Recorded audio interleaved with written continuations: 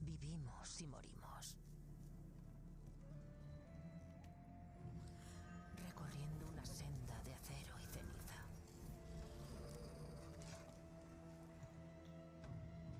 Pero un fantasma elige en quién se convertirá.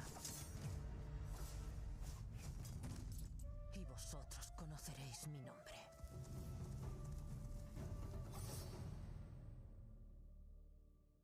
PlayStation.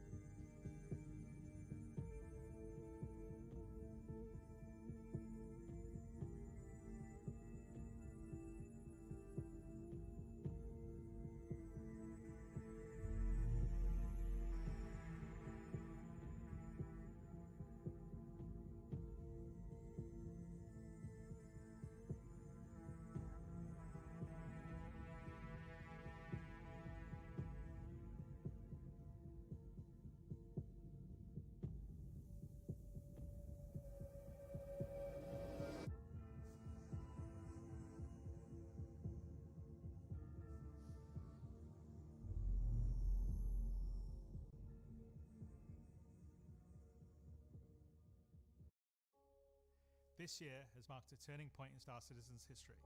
We have finally moved past the question of whether we can build an architecture to deliver a universe with incredible detail at massive scale, seamlessly, and where thousands of people can all play together.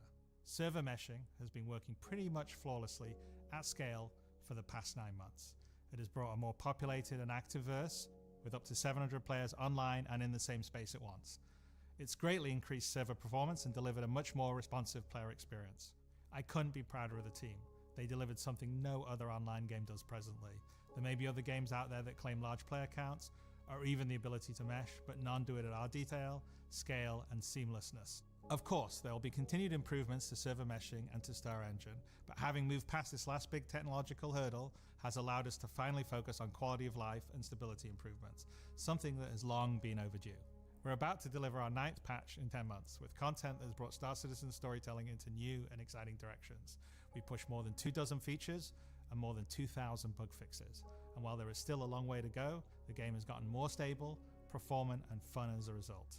We see this in player metrics. More of you play every day. The daily average users is up 45% from last year, and your play time is up 15%. So more people venture out into the verse and stay there longer than ever before. And through all that, we've told the dual stories of the Frontier Fighters Assault on Pyro, and the moral compromises being made to combat the regen crisis.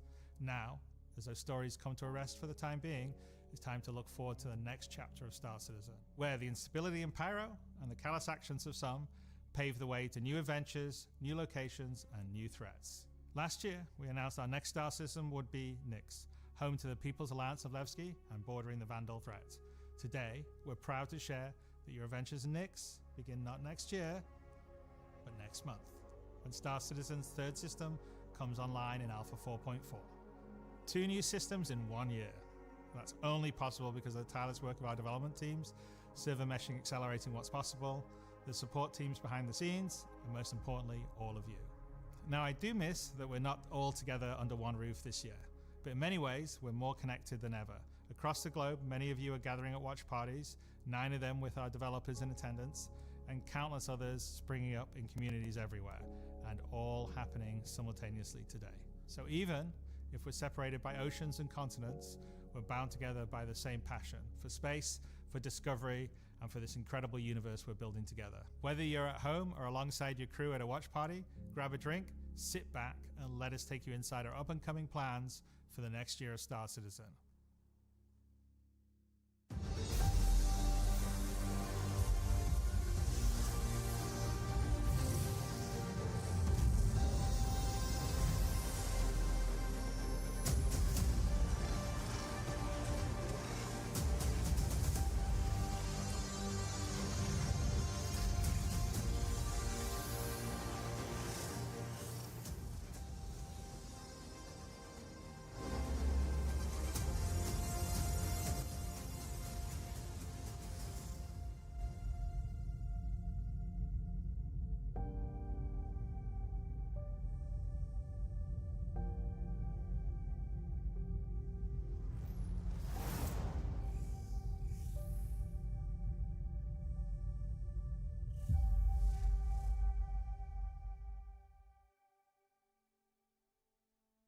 With the foundational technology now in place, the content development of the game is no longer restricted, allowing us to forge ahead with building out our first 5 star systems.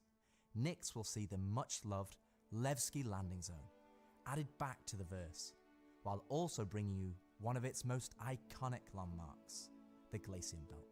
Here, you'll experience a new combined arms operation that will introduce new factions and new adventures for you to discover. With this edition of our 3rd star system, we're also going to do something that's at the heart of the entire Star Citizen experience, and that is to build it right in front of you.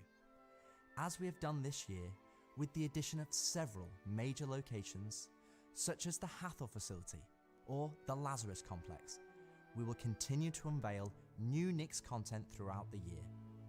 It's a slightly different approach to how we deliver Pyro, but we feel this gets the content into your hands sooner and shows our intent as we continue our march towards 1.0. I'm so incredibly proud of the work our teams have done and are continuing to do, and we're excited to have you on this next step of our journey.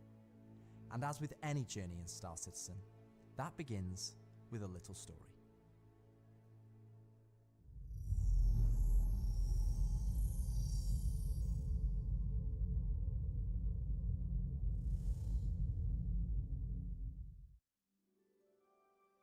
In 2025, we introduced 2 major storylines spanning multiple patches, creating a living backbone for adventure across the universe. The first was Pyro Must Burn. It connected Stanton to Pyro and introduced the Frontier Fighters, who are relentless, brutal, and determined to wipe out any threats that cross them. And with this month's release, you'll now take part in the conclusion to that storyline. The second was Science Run Amok, with the Regen Crisis throwing the Empire into chaos, and you all jumping in to help the various corporations respond. Through that journey, we pulled back the curtain on ASD and its shady practices, uncovering long-forgotten Onyx facilities, and met new characters like Dr. Logan Yorit and Detective Arkham Meller of the Hokro Agency. And just like the Pyro Must Burn storyline carried us into a new system, Science Run Amok is now setting the stage for Nyx, the next step in the larger story we're telling on the road to 1.0. As this new chapter of Star Citizen begins, let's hear from just a few of the team members working to bring this next era of our universe to life.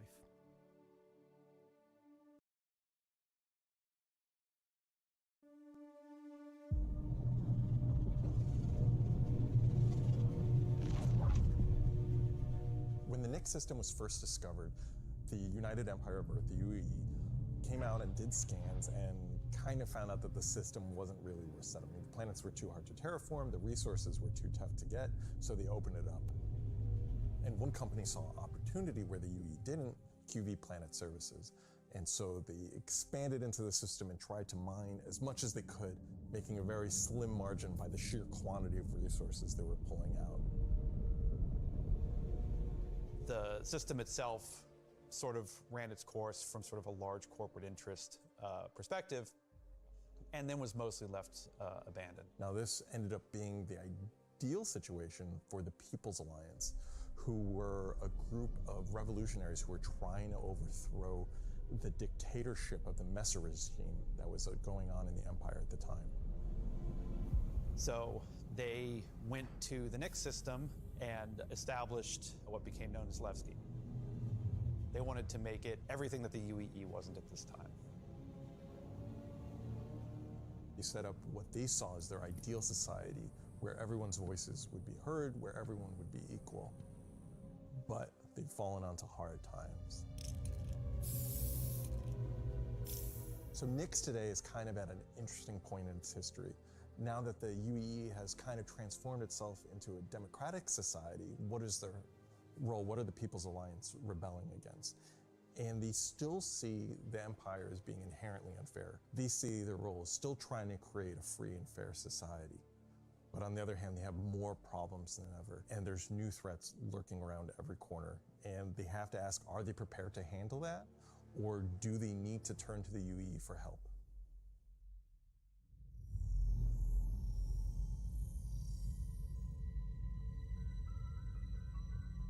Making a star system is, you approach it from kind of two angles in a weird way. What is this system bringing to the gallery? How does this new system plug into it, and what does it bring to the table from a sort of a flavor experience? We want to make sure that whatever it's bringing to the company is unique and has some flair to it. So the Nix system is a remote system where people want to go and live free outside of the pressure and influence of the UEE. It's a remote and rugged system with a lot of hostility coming from the ever-present threat of Vandal. It's kind of like a frontier-esque thing. It's not lawless like Pyro, it's just kind of out there. Pyro's more like a Mad Max wasteland, and Nix is more like Silverado or like Deadwood, right? It's kind of like a smaller scope. The emptiness and the loneliness is the defining factor.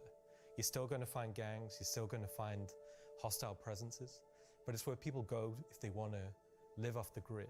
The People's Alliance is the main peacekeeping force in Nix. They were unhappy with the direction that the Empire was going under the Messers. They got out. They said, we're just going to start from scratch, build our own society, but build it the way that we think it needs to be built. They're not perfect. They're just people, but they're doing their best. They want to help keep Nix safe and make it prosper. They are trying to do the best that they can, but are faced with the realities of dealing with people, which is tricky. The Pyro star is quite a warm star. Stanton star is quite neutral. And the Nix is a little bit cooler.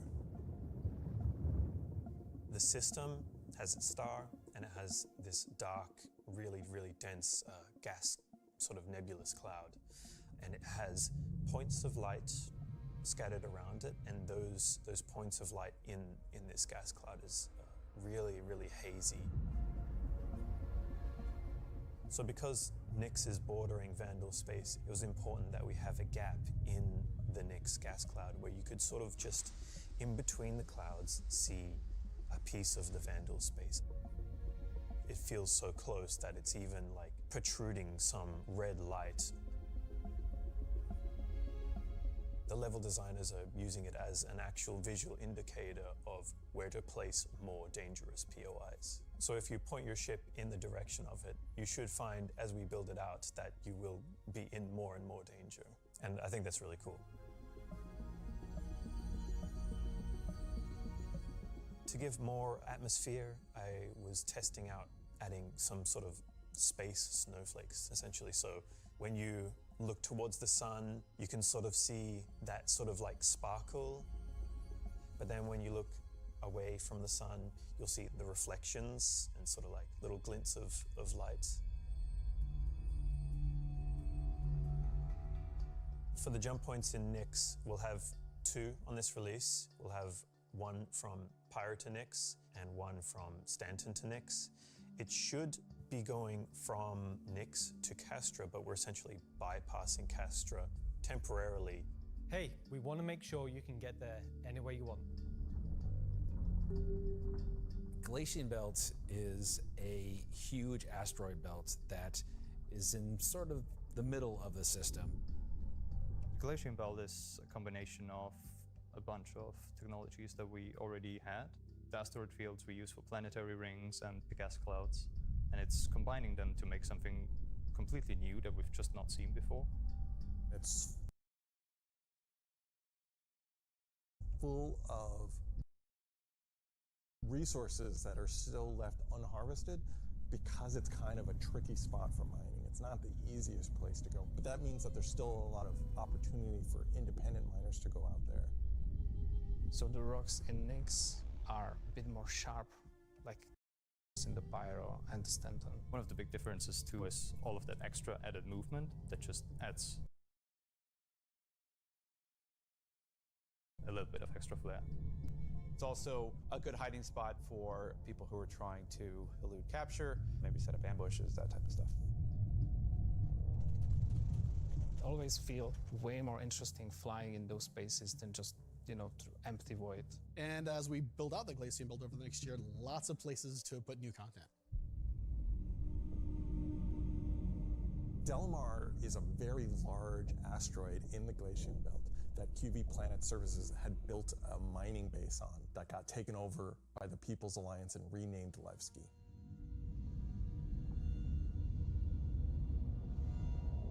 Levski is our first and biggest social outpost for Nyx. It's kind of like the place where you stop before you do your panning. So it's kind of a San Francisco before you go out to the gold rush. It's going to be the central hub for trade and hauling and all of the commerce within Nyx and also from Nyx to other systems. But it does have a seedy underlayer to it. Over the years, we are sort of improving the generation method of those asteroids to culminate towards this specific point to make large, explorable location. When you fly towards the Levski, you see this huge gas ring around it. It's scattered small, mid-sized pieces of the asteroids. Well, Levski's immediately apparently unique by the fact that it's a facility clamped onto the side of an asteroid. The breathtaking views of looking into the belt instantly gives it a unique charm and flavor. As you approach, you'll initially see a very dramatic borehole that goes all the way through the asteroid. You'll also see, growing out from there and alongside Levski, there will be landing pads along what I'd call the spine. Lots of industrial pipes and transport systems to bring out the refined mining materials when it was a mining station. Before, we were using an actual planet, so we had all of the space available to place all of these structures. But now it kind of meant that we had to create an asteroid which has the appropriate size to. If we took the whole shot of the asteroid, you will see that there is an area to fly underneath. We plan on bringing in whole sea gameplay, so this is exterior cargo elevators, so as a team you will be able to load and unload cargo. There's a lot more movement on the exterior, such as the cargo trains going around tracks. It's now going to be fully EVA-able. There will be walkways around the main landing zone to walk on using gravity plates, but you can drift off and kind of go wherever you want. They can explore fully the whole place, which is great.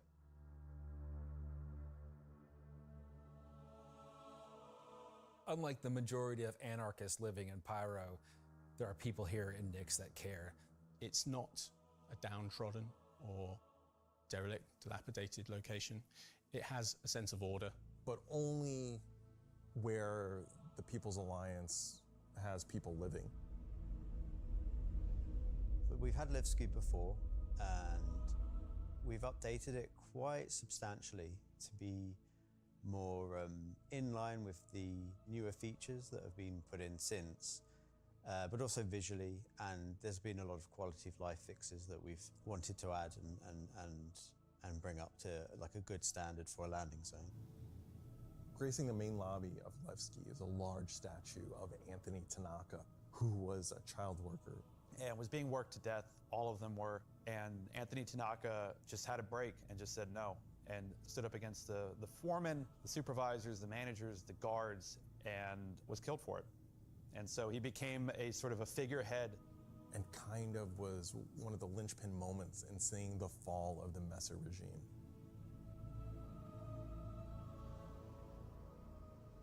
So if you take the elevator up to the top deck, you'll see the top view and the cargo area as well. So you can go through the cargo shop. You've got your normal kind of cargo needs. You'll have ability to trade and buy your tractor beam and other gear that you need. So if you were to die in the Nix system, then one of the places you might come out from is the hospital in Levski, which is called the Mercy Hospital. So Mercy Hospital is just basically, it's a local med station for all the residents of Levski, anybody traveling through the system. Again, they're trying to provide as good medical help for people as they can. When you arrive at the HAB's location, you'll be presented with a lobby, elevator bank, and then you will take that transit to the HAB room. So within that room will be pods. And that's where the original miners would have lived. They're not the nicest, and they're a bit messy, but they're a home for people in Levski.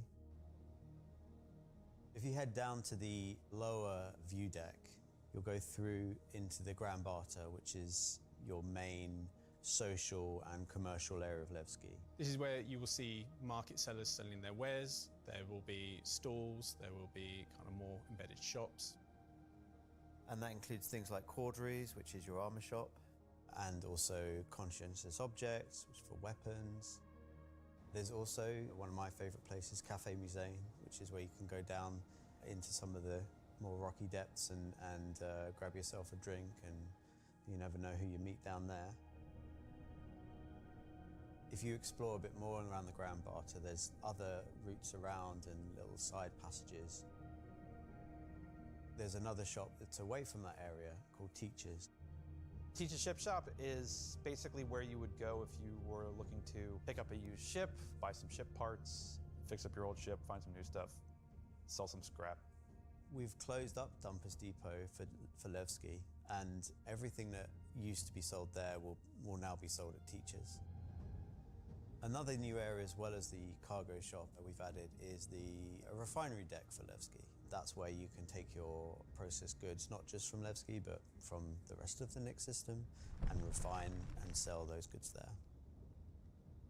As a lot of the content in the next coming releases for Nix is going to be mining related. So it's super important that Levski is a really nice hub for mining type of gameplay. So we're really happy to bring Levski back into the game. It's been gone for quite a few years now. I think it really provided a unique environment of it's run down, but the people who live there love it and are working their hardest to make it a great place to live. This is a location that has a lot of nostalgia for you guys, and we don't want this just to be a re-release. We do want you to go, wow. It's not going to be as complete as Pyro was when it first came out, but it's going to be our first iteration, and you're going to be able to see it grow as we work on it. Like with everything, we're always learning and improving and finding new ways. I mean, is there anything more Star Citizen than just building the system while the players watch us build it around them? It's going to add a nice dynamic to Stanton and be a much more calming of style system than Pyro. The people that would have played it before are going to love to see this come back, and the people that haven't seen it before, it's going to be a great new location. This is the first time that I'm going to be able to touch stuff and kind of bring my own content to the game, and that's really exciting to me. Levski coming back into the game is a huge milestone personally for me. So I worked on the original quite some time ago, so seeing it come back and updated and improved and better is fantastic.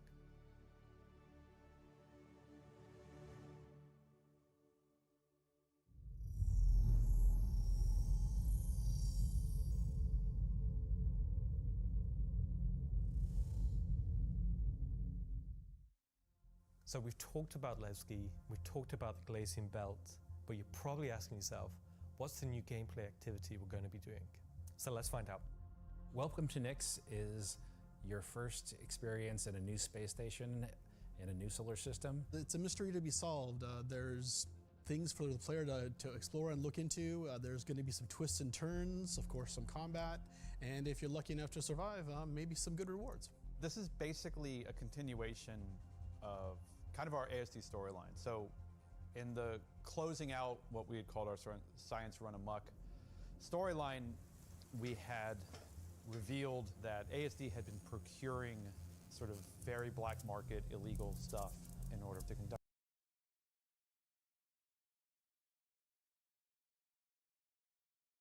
their experiments. So this mission is basically going to be continuing on that trail. So the Navy has learned that illegal tech is being sold in the UAE, and they're hiring Intersect to investigate. Intersect Defense Solutions is the leading military defense contractor in the UAE. So the Navy contracts with them a lot for doing various kind of military operations that they don't want to handle themselves. We didn't want players to be working directly for the Navy. The Navy just doesn't call up random citizens and ask like, hey, if you're free, can you fly a helicopter? I guess as a player, when you can think about like, oh, where am I going to be doing missions that are capital ship battles or large fleet scale stuff or military operations, that's all going to come from Intersect Defense Solutions. Intersect have discovered the source of the illegal tech is in the Nyx system and an old abandoned QV Planet Services logistics station that's come back online. So they want the players to figure out what's going on. So when you come out of Quantum and you start your approach vector to the objective, you'll be weaving through asteroids, going through the Glacian Belt, and slowly the station will reveal itself. Now this is an old QV logistics station. It's pretty beat up, it's pretty derelict, but there's some points of interest that you'll spot as you go through. So the station itself shares design cues from old Pan Am stations found in Pyro. This architectural design found its way over to the Nyx system as the system was being established. But you'll also see some additional design cues that QV planetary services were adding, so it's a nice transition architectural point. It's fairly skeletal in design. You'll see logistics yards and cargo yards, but also facilities pinned inside the asteroid, creating this network of facilities. You'll notice there's a Polaris near the main hub. It's not a normal Polaris. It's damaged, it's broken. It's not a standard corporate Polaris. So at this point, you should be asking yourself, who does this belong to? Away from the Polaris, you'll see struts leading to asteroid bases. Now these asteroid bases are locked, so you don't know exactly what's inside just yet. But all of this comes together to form the playground for the mission to take place. So not only is this facility unabandoned, but it's also under attack from a surprising but familiar foe.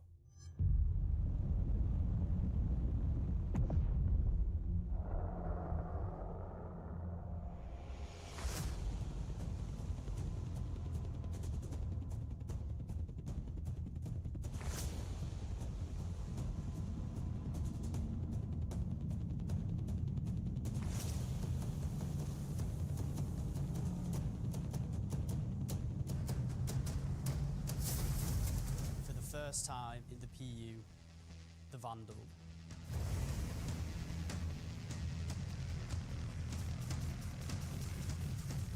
So the Vandal are a nomadic, very, very, very violent spacefaring race.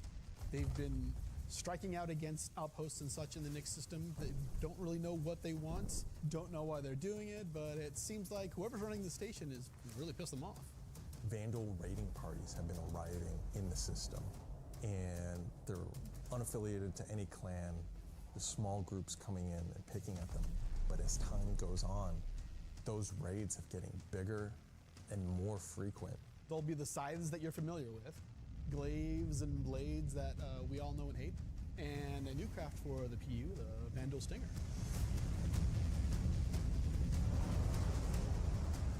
You will be contacted by some civilians on arrival asking you for help. So at this point, you have a choice. You can either bug out, mission over, or join the fight. This will be the first time since the PU launched that you'll be able to fight against Vandal aggressor ships. This fight will be intense. The player should be able to deal with them, but they will have to be prepared and they'll have to come back in to fight off this initial wave, and that won't be the end of it. After you fight off the Vandal ships, the mysterious inhabitants of the station invite you to come on board. Which Intersect sort of will encourage you to do because it'll help further their investigation against what's happening here, why these QB stations have come back online. You dock your ship, you board the station, and it turns out the inhabitants here have a real surprise for you. The player will be immediately ambushed. These guys are not your friends. Of course, it's not going to be easy because the people that are inhabiting the station are going to fight you every step of the way. The fight will be challenging, but this definitely will be the warm-up phase of this mission. This will be the players getting a sense of what exactly is going on there, who these new people are. They'll be in unfamiliar armor. They'll be wielding unfamiliar weapons. And we want you to get a sense that you are in a new place, in a new territory, fighting a new faction. So after you survive this initial ambush, you get back in touch with Intersect, and obviously the question is, who are these people? Why are they attacking? Why are the Vandal attacking them? At this point, there's more going on here than anyone thought. The directive from Intersect is to explore the station and collect as much information as you possibly can. Along the way, you're going to get to explore some new areas. It's not just the space station. There's the disabled capital ship. There's asteroid bases nearby with obvious installations there, other forces that the Vandal have been attacking. There's a debris field. Explore the locations in any order you want and try to find out who these people are and why the Vandal are after them. You'll find new clues. You'll find ways to solve the puzzle of what's going on at the space station and find out what kind of loot they have for you now that you beat them. And of course, this is a legally open station, so anything you find is yours to keep and sell, maybe even give to Wicklow. This isn't just a one-time event, this is a permanent sort of mission that we're going to be adding to the game. You can go back and repeat this mission and find ways to do it even better, even faster. There'll be a different story and different flavor. Obviously, we can't have the same thing happen every time. There'll be other missions that Intersect will offer to you based on the evidence that you found. Now you know the real story, and you can start digging and giving more information to Intersect along the way.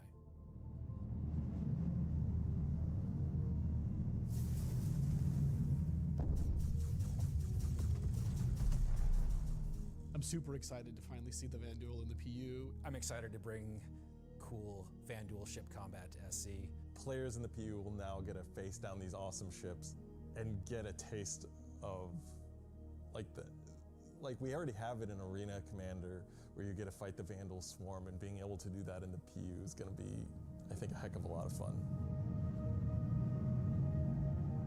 So this marks a great milestone for us for not only pushing hard and adding great content this year, we're also being able to introduce the next star system and introducing the next landscape to tell new stories and add new gameplay beats into the ever-expanding universe. So we'll leave 4.4 there. If you're at one of the watch parties, please raise a toast to the great work that all the teams have been doing this year. And I'll be right back in just a few minutes to look ahead at some of the things coming in 2026. Hello, everyone, and welcome to the Voyager Bar in beautiful scenic Orison, where the staff of Cloud Imperium Games Manchester is gathered for their very own CitizenCon Direct watch party. As the dozens of such events happening at locations around the world, we've gathered today to watch this sneak peek at just a little of what the next year of Star Citizen has in store for everyone. Oh, that was really good, everybody. I'm Jared Huckabee, your host for the festivities and for the show today, and let me tell you, it's not a joke, it's not a gag. Next week, we're hitting our 9th patch in 10 months, and then in November, we're going to finish out the year strong with the long-awaited arrival of the Nix system. And in case you missed it because you were chatting with friends, hi. It's not the lawless wasteland of Pyro many folks have been speculating, but an independent system with its own set of rules and laws and multiple ways to get there. It's an exciting time for everyone at Cloud Imperium Games because, as the architects of our persistent universe said at the start of the show, the foundational tech that we've been building for so many years has now unlocked us to bring more to Star Citizen than ever before as we continue our journey towards 1.0. Now, before we continue with the show, let's get a few housekeeping tasks out of the way. First, we're simulcast on YouTube and Twitch. So if you want the keen communities of Twitch or the 4K ultra high resolution of YouTube, you have your choice. Second, throughout the broadcast today, we want to see and hear what you have to say along the way, and you can tell us on social media by using #CitizenCon. We're especially interested to see any photos from those watch parties that are happening across the globe, and we're going to find some way to bring a few of them into the broadcast later in the program. Third, we've also had a CitizenCon contest going for people to create their very own slice of life in the PU videos, and we played the winning entries during our pre-show countdown. The offerings were super varied.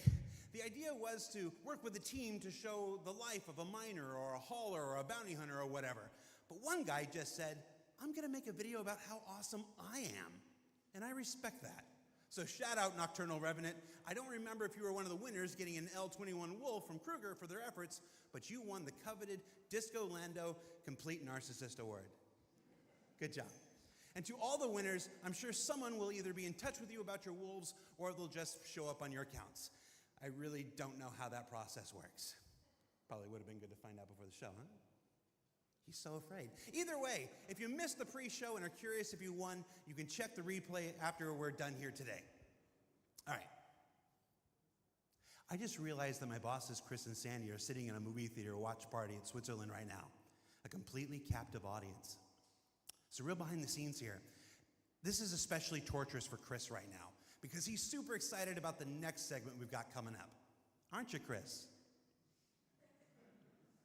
And you're just sat there right now, forced to watch and listen to anything I say. Do either of you regret that decision so long ago? All right, so I've probably pushed my luck enough. Let's get to the next thing. When Nix arrives next month, it'll have Levski, the Glacium Belt, and the new Welcome to Nix operation we just discussed. But throughout 2026, we'll also continue to build the Star System out with new features and new technologies that will not only set Nix apart and give it a unique identity from its sibling Star Systems, but continue to set Star Citizen apart from other video games altogether. Now at this point, if you're running one of the watch parties, you're going to want to crank your speakers up for some brand new music from the maestro Pedro himself, and let's take a look at some of what the next year has to offer for the Nix system.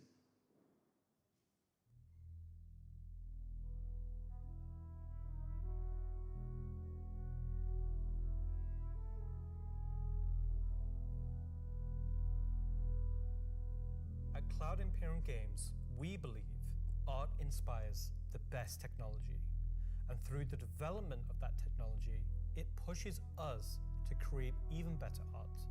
When Genesis comes to the persistent universe starting next year, it will change how you experience every world, and not just in the building of the new planets for the Nix system. We will also go back through Stanton and Pyro and reimagine them through the lens of our technology. Previously, and more traditionally, we'd create slices of biomes, like deserts or forests. This approach moved us forwards and got us this far, but solving the scale was always tricky. And for Star Citizen, we like to do scale on another level. Issues like seeing tiling from our height maps from high altitude, or the unpredictable blending when two biomes connected, were common. But ultimately, things just never felt right. Our worlds were gorgeous, but to us, they still sometimes felt like interpretations. Now, this was a super hard problem, which we needed to solve at the scale for Star Citizen requires. We challenged ourselves to emulate nature in the most believable way, and not just on a planetary scale, but to our level of detail.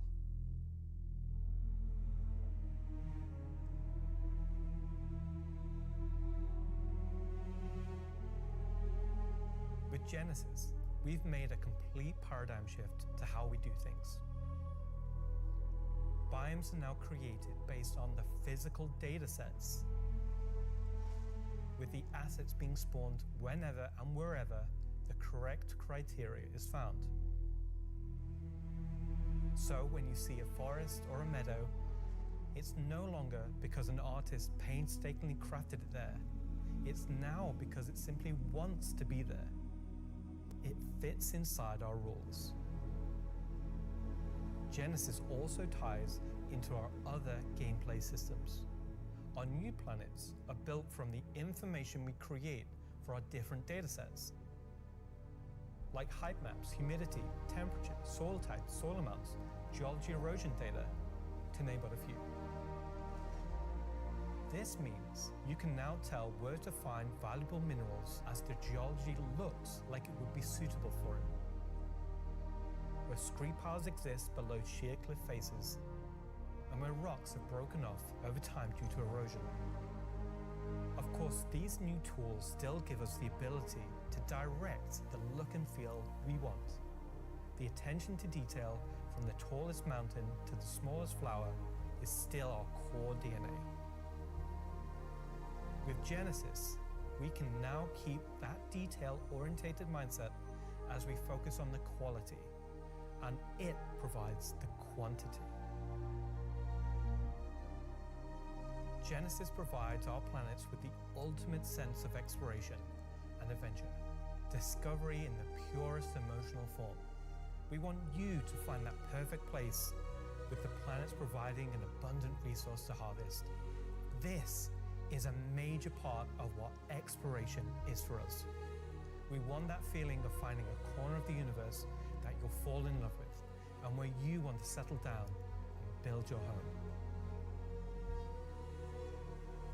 Now I'm going to hand you over to Will to go deeper into what we have built that allows Genesis to realize our vision. As a reminder, some of the visuals you'll see will evolve and change as we continue our technological development and hone in on the final look for Nyx. Thanks, Ian. So, in case it's not already clear, Genesis is our name for a group of technologies that are improving our ability to build worlds, refining those that we've already created, and ultimately expanding our persistent universe to the scale and quality that we all expect. I work on planet tech, so let's talk about how that's continued to evolve since our presentation last year. And instead of just highlighting some really cool biomes that we can create, let's go ahead and show how all this work applies to the upcoming planets of Nyx. So there are 3 planets in Nyx. Nyx 3 is a gas giant, and I think it's blue? It's not going to surface, I don't really know. Nyx 2 is a yellow, toxic, it's got like this high pressure atmosphere, and it's like a very volatile planet with high risk reward gameplay. It's going to have some really interesting biomes for you to discover, but for now, just know it's going to be dangerous, because today we're going to focus on what we consider to be the hero planet of this system.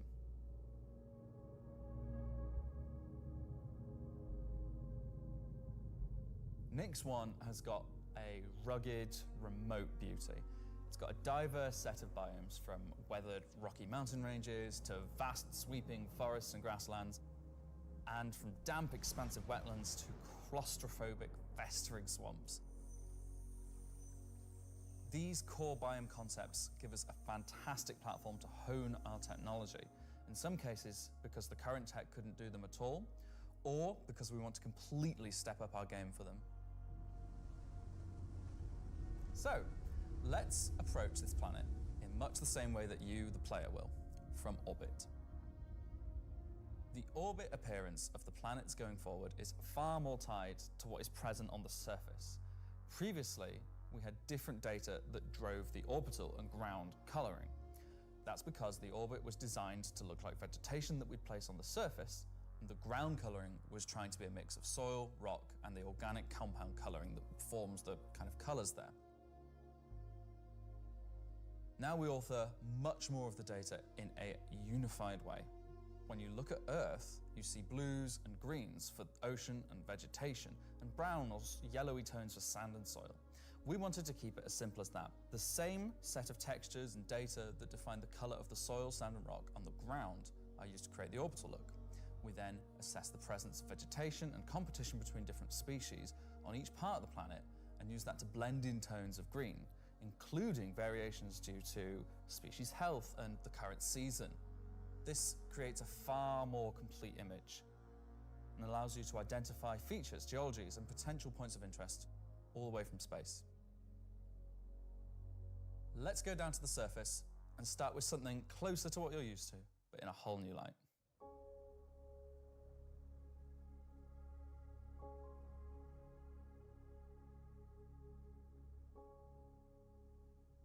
When we approached the surface of the planet, we wanted to start by focusing on just the soil and rock. One of the things that was missing from our terrain previously was simply feature complexity. Looking at our contemporaries, we lacked detail at the ground scale. To combat this, we've added a new layer of data. That layer is called the medium tiles. These are intelligently placed on top of the existing 4-kilometer terrain tiles based on slope, soil type, and other erosion data. And these medium tiles don't just create height changes, they also bring in local erosion data both for soil and bedrock size values.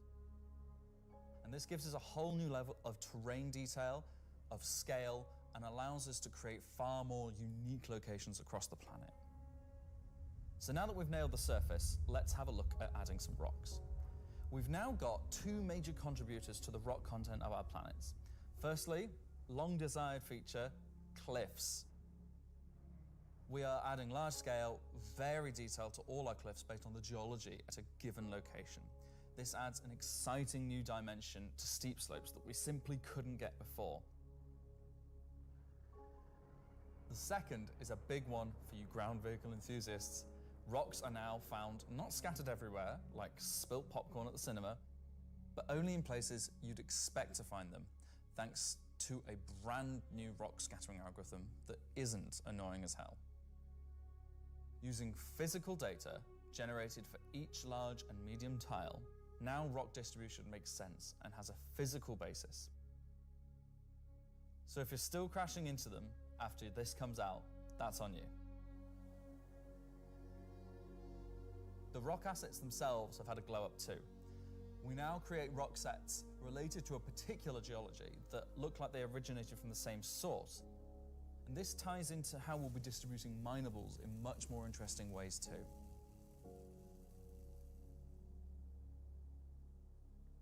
So now that our base terrain and rock scattering looks good, let's add some vegetations and explore some additional biomes.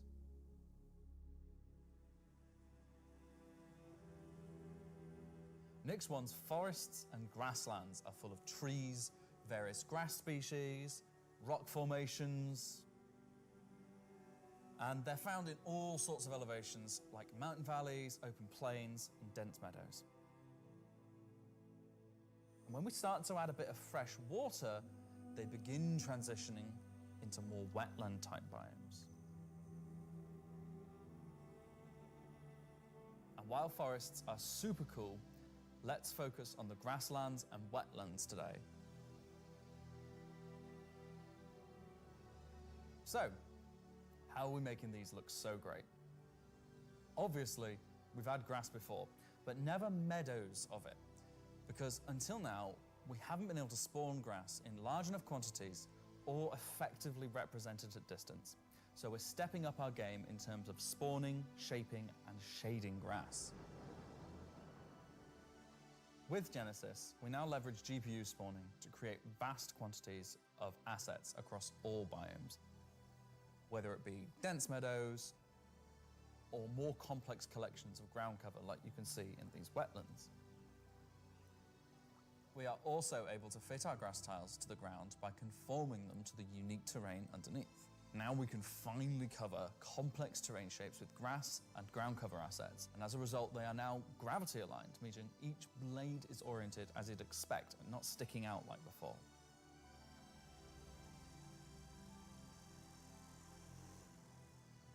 Next, let's take a look at how we light our grass.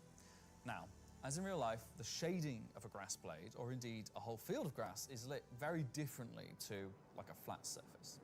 We now use a solution that shades meadows of grass far more like fur or hair. And this, if you think about it, makes sense. At a distance, a field of grass is far more like a carpet or cloth than a flat surface. This improves how our grass looks from a near perspective, as well as bringing us nicely into how we're solving the distant representation of grass. So, let's talk about the distance problem. One of our biggest achievements with Genesis is allowing us to build beautiful biomes out of flora and geology assets like a building set. Can I say Lego? No. Too late. But in the past, this broke down very quickly when objects simply disappeared when viewing the same biome from 10, 20, 100 kilometers away. Because we don't hide planetary transitions and allow you to view complex regions from very large distances, there are almost infinite perspectives from which you can see a location in Star Citizen. So, how can we afford to evaluate complex spawning logic at runtime for the entire swathes of the planet? Enter the virtual terrain. Virtual terrain, or VT for short, is how we now cache and represent our terrain at varying scales. This has been the enabler of all of the lovely advances in terrain complexity and asset spawning we've shown so far. And it's also how we now evaluate and represent vegetation from a distance. When creating the VT for each part of the terrain, we assess if vegetation has covered the ground, and if so, what shading should be applied. For all of our biomes, we're now able to use the same shading model for the distant representation as the close-up asset, whether that's our lovely rolling hills, some more dramatic rockscapes, those muggy wetlands, or even our festering swamps.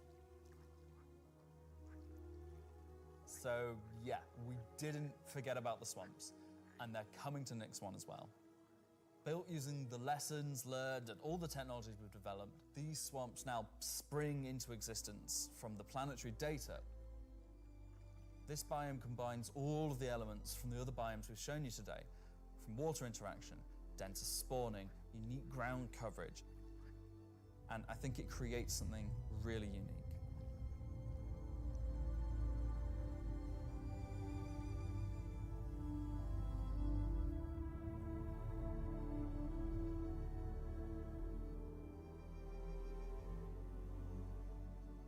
Anyway, that's our update on the Planet Tech portion of Genesis and how we're using it right now to sculpt the identity of Nyx 1. And I hope you're as excited as we are to explore this and everything we haven't shared yet next year. As you can see, Genesis is now inspiring everyone here to create planets of the quality and believability we've always strived for. A meeting of technology and art that I truly believe will set our worlds apart from anything we've done before. And with that said, let's move on to a little travel between systems, literally.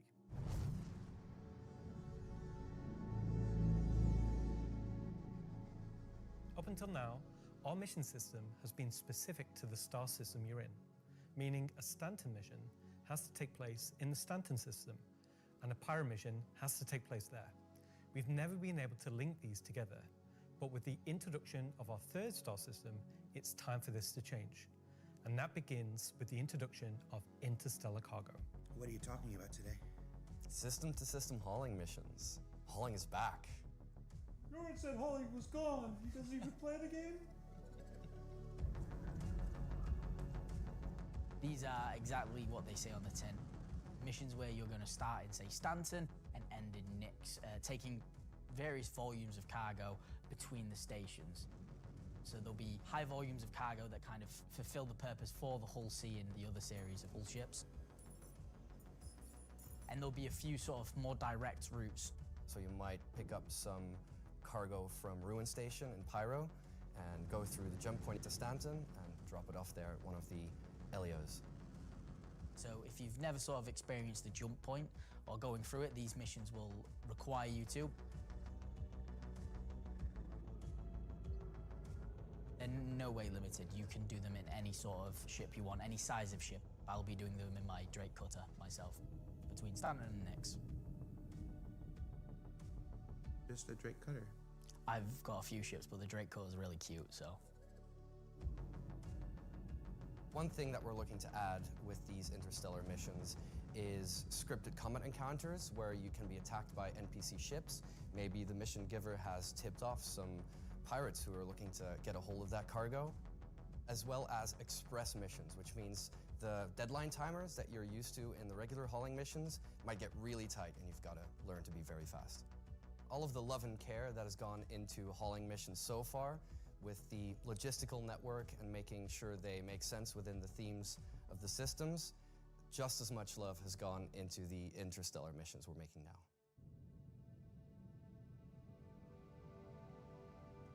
At the start of the show, we said we was going to build out the Nyx system right in front of you after 4.4 launches next month, and why we want to keep as much of what we're doing behind closed doors so you can discover it for yourself, in-game and on your own.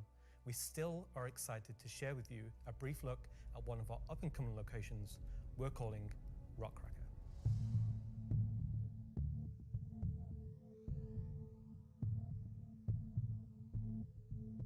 Okay, so Rockcracker, Jared, is our internal name. Rockcracker is where you have to crack a rock. It's a big rock. You want more? So way out into the Keegar Belt, you'll find these old QV breaker stations.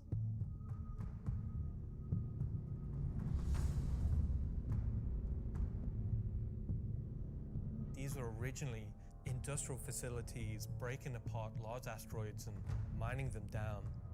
But since they've been mothballed and been left abandoned. So you're going to have to find your way inside and thinking about how do we bring this facility back to life. It's not just about flipping a switch. As you bring these stations back to life, you'll be lighting the beacon and calling attention to these long forgotten places. One of the main features is the laser head, which will require certain things to get working. It's up to you and your friends to find how to get in. There'll be a variety of options. Whether you're discovering the bowels of the station and mining your way through long-forgotten tunnels, or you're going through the main laser entrance. Now, as you're traversing through the facility, you'll find the old engine room. Now, there may be ways to bring the facility back to life, kickstart the engines, and bring power to different parts of the facility. Maybe eventually bringing the laser back online and cracking some rocks. The secondary gameplay loop is FPS combat. You're not there by yourself. There may be squatters and outlaws in these stations trying to stop you from what you want to do.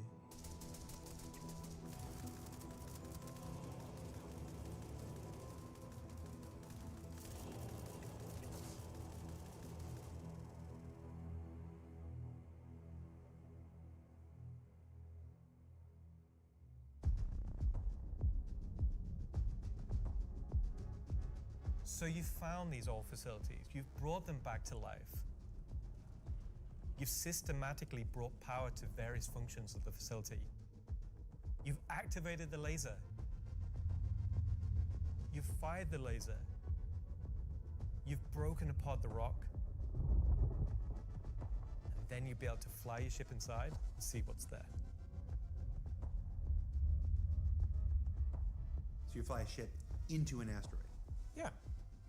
you just get into your ship and fly in and start searching around and trying to find the pieces that you want to mine.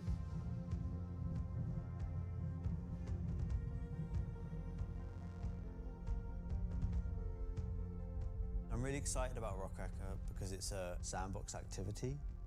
You can kind of go to these whenever you want to.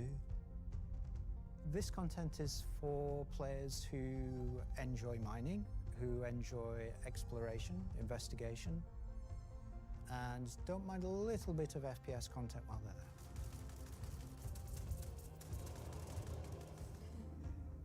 there. It will be a very new experience compared to any other asteroids, because this one, kind of like Alan and mine, will crack open and show its secret. And one presumes you can make a decent amount of scratch on an asteroid that's big enough you fly your spaceship into it. It wouldn't be worth doing if you couldn't make a good amount of coin. Yeah. Making promises for the econ team. Yeah. They've got to balance it. It's for people who want a lot of minerals. When crafting comes in, when all the other mechanics and features that we want in the game for 1.0 come in, it will be a place where like an organization or a group of like 5-6 people could come and just get a monumental amount of minerals. So that's a look at some of what's coming over the next 12 months. In addition to what we've shown, there'll be new mission packs tailored to the People's Alliance and their struggles. There'll be events that invest you into the evolving storyline of all 3 systems we'll have in the game. And of course, when we begin populating these with new planets, there'll be a whole host of ground-based POIs, settlements and structures inhabited by those trying to make their way in the verse. And all of this in service of building star systems that complement the massive corporate yard of Stanton, the lawless ganking of Pyro, and now the new frontier of discovery for the Nyx system. Should I say ganking? You already did.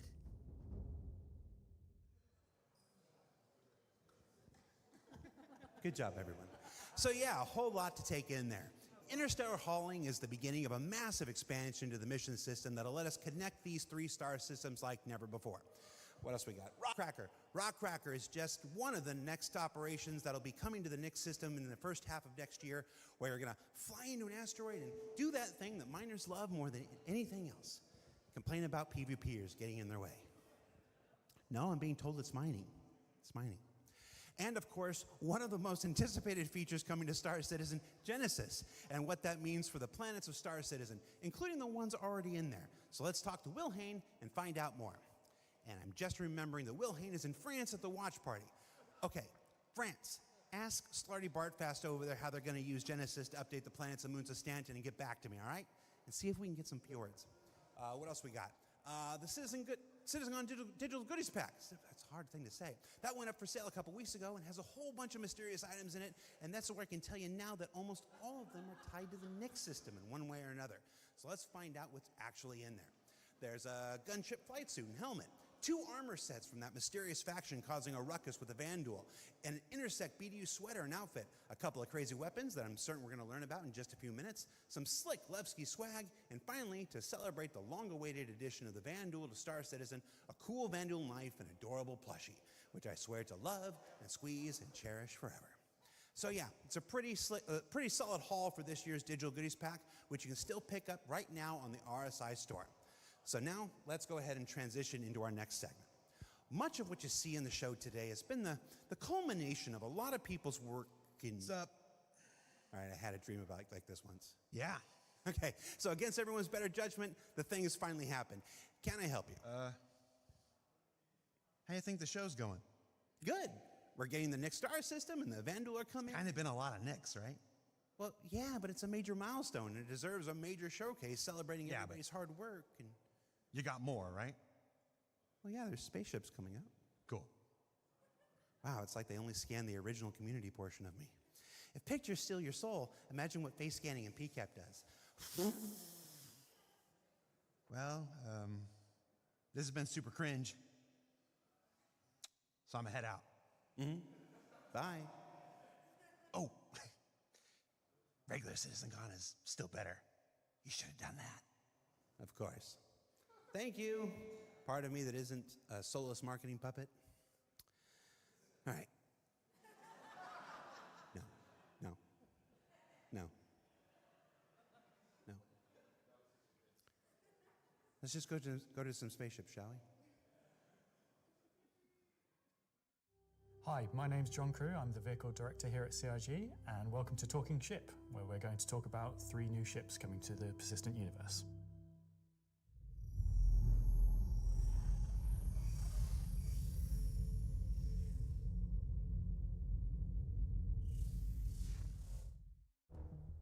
The last year has been pretty hectic in terms of vehicle deliveries. I think we've delivered the most we've ever done in a 12-month period, and we've covered all the way from tiny little snubs all the way up to capital ships. We've kind of filled out a few little gaps. We've introduced some new ships by some old manufacturers. We had the Polaris come out, and obviously people have enjoyed playing with that. We snuck the Idris in without none of you expecting it for a while, and it's been a busy year. It's nice to start revisit some of the older catalogue and some of the bigger ships again. I think my favourite ship from the last year is a tie between the Wolf and the Golem. Favourite ship in the last year? Probably the Wolf. I feel like it's the obvious one. I'm trying to think of something else, but I really like the Wolf. Everyone's mentioned the Wolf. The Wolf's everyone's favourite. The Wolf, obviously a return of Kruger, a completely new aesthetic to the game. The Wolf was, you know, it was kind of everything we set it out to be, and it revived an old manufacturer. We've not seen anything from a while, so yeah, I'm going to say the Wolf. The Golem, I think, is just an incredibly well-formed ship in such a small package. It really just shows off that Drake aesthetic, giving you the absolute bare minimum needed to perform a role. I honestly do really like the Zeus. I think it came out really well. It's kind of hard to pin down a favourite, to be honest, because we've released, you know, a lot of really cool ships. Next year, we've got some super exciting ships coming up. We're ticking off a few big ones, which is good. We're going to see, again, maybe some ships from some manufacturers that don't have that many in their lineup. There's a few big challenging ones starting, so they're good. A breadth of ships, should we say. The 3 new ships we're going to introduce today all tie in some way to the primary factions fighting over the Nyx system. We'll start with the People's Alliance and Anvil Aerospace. Anvil is a very military-based brand. It's been a brand that's in Star Citizen for a long time, fighting for lots of military contracts and law, often up against Aegis, and to the point it actually beat Aegis in the past. You will be familiar with a lot of their ships' designs, such as the Hornet and Lightning.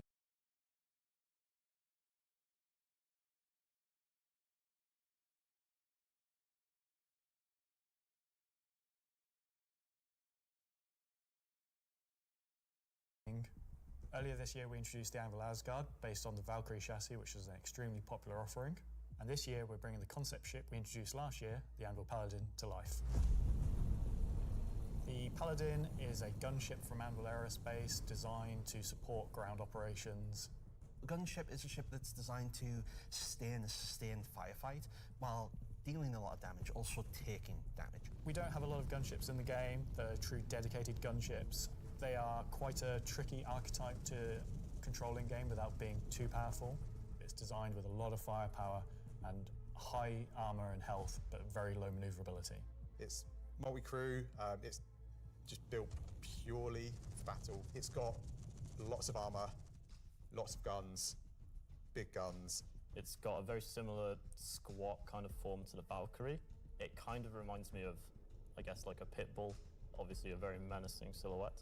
It looks quite forward-weighted in its stance. It feels like it's coming towards you even when it's just sat still, and I think that's something that helps with it feeling intimidating. If we swing round, following the ship round clockwise, what you'll then see is the first of the side turrets. If you notice the canopy, you'll see that there's a fairly thick space between where the glass is and the hull exterior. That's because it has deployable armor, which can come out and give you a little bit more cover while you're actually attacking the target head on. It's got these really nice kind of dual connected wings with the turrets out on the sides, just to try and give as much kind of range for those turrets as we can get. Which is controlled by one of the 2 remote stations underneath the bridge. If we come around to the rear, you'll see a rail. Now that rail mounts the main turret of the ship, which is controlled by the co-pilot. So you've got full 360 coverage underneath, full 360 coverage on top with it, And then the side turrets also have 360 coverage that way around and 180 out sideways. So really you have, between the turrets, pretty much 360 coverage in all directions. One of the unique things about the Paladin is all the turrets are remote and all the crew are located in this one central two-story room. A lot of our other gunships, the crew gets scattered across the ship, but with the Paladin, you're all sat together with a nice, cool experience, so you can really feel like you're playing as a group. You've got the pilot, co-pilot up top, and you've got the gunners underneath, and I think that helps with the intention of what the ship does, because you've got this really nice kind of like gunner viewpoint down, kind of giving this lower coverage. We added a glass floor just to keep the two connected. I think that really helps with the feeling that you're all working together and communicating. That said, if you don't have the ability to fully crew a Paladin, you can still fly it and engage in combat solo. Obviously not as good as if you have a full crew, but you can't always guarantee your friends are going to be online. As a solo ship, it's pretty capable of doing a variety of missions within Star Citizen. So if you want to run this ship solo, you can take on combat missions that, say, other heavy fighters like the Scorpius or other ships such as the Drake Cutlass could do. Coming aboard the Paladin, you enter into this sort of armory, ready room area. You have a variety of suit lockers and weapon racks in this room. Everything's very militaristic, stripped back, simple. It's a very functional space, but you'll find everything you need in there. One of the improvements from the original concept is we've added a small dedicated cargo bay area, allowing you to store actual SCU crates. Forward of that is the route to the lower gunners, and then upstairs you have the bridge area, and then off that central area you have the dual living quarters, one on the left, one on the right, and then at the rear you have the main sort of engineering area where the majority of the components are. Also within the upper traversal area you also have a little breakout area with seating, food machine, toilets, etc. I think it's a very cool looking ship. I think we did a really nice job of taking what was there in the concept and adding an extra level of detail and trying to kind of push things forward. I think it hits the nail in terms of a really solid military ship. It's really complementary to some of the other ships in the Anvil lineup, so something like the Valkyrie, where you've got this big drop ship. You know, the Paladin's there just to make sure it's safe, make sure no one messes with you, and just basically scare people away. The thing I like most, I think, about the Paladin is that it's very clearly got a crew of 4, and they all kind of work and operate under the same conditions. You know, the pilot, co-pilot, and the 2 gunners, they're basically all equal on the ship. There's one toilet, everyone's got the same style of bunk. When they're at work, everyone's at the front of the ship together. It's really odd to me that you call that, you like that there's one toilet for 4 people. Well, you know, it's you all work together. You're all equal at work. You're The toilet seat never gets cold. Toilet seat never gets cold. Yeah. So that's the Anvil Paladin. Whilst originally a military-built craft, it's the perfect ship for folks on the frontier trying to defend against threats. And talking of threats, let's move to our next ship, a replica from Hesperia. Hesperia are a high-end manufacturer. They specialise in recreating exotic and particularly alien spacecraft.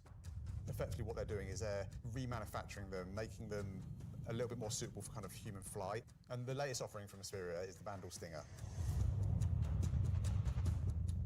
The Vandal are big, scary space aliens. They're like 7-foot-tall, evil war race that sort of take over, steal technology, absorb it, fuse it all together into their own needs. They are the relatively nasty aliens that you sometimes hear about and haven't seen much of yet. They also make really cool spaceships. The Stinger as a Vandal heavy fighter was reserved for their higher tier sort of ace pilots or high-ranking members within their clans. The Stinger is a competitor to something like the FA or, I guess, the Scorpius. It packs a lot of firepower in quite a large frame, so it's a very, very tanky spacecraft. The firepower is almost unrivaled in terms of just both the number and the size of them. So it's there for players who don't want agility. They don't want to be in and out quickly. They want to be there brawling with big guns and taking all the hits.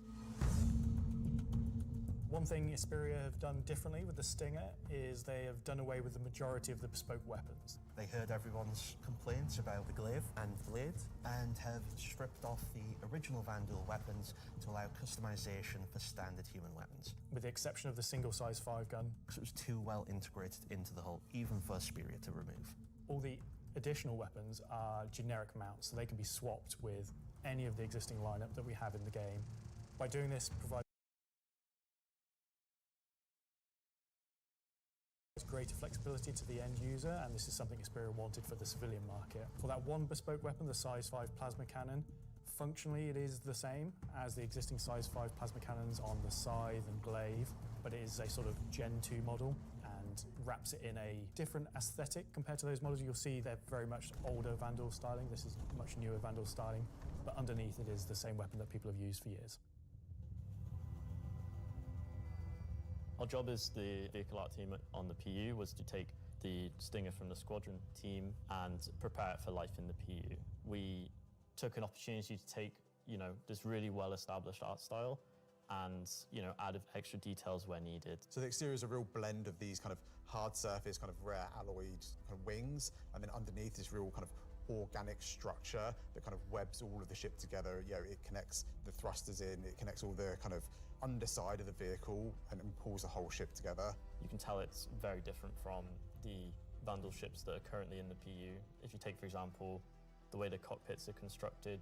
Up at the front, we've got this big kind of bubble dome that gives the cockpit quite a unique shape compared to some of our other ships, and also gives the pilot a unique position within the ship and kind of gives great visibility out the front.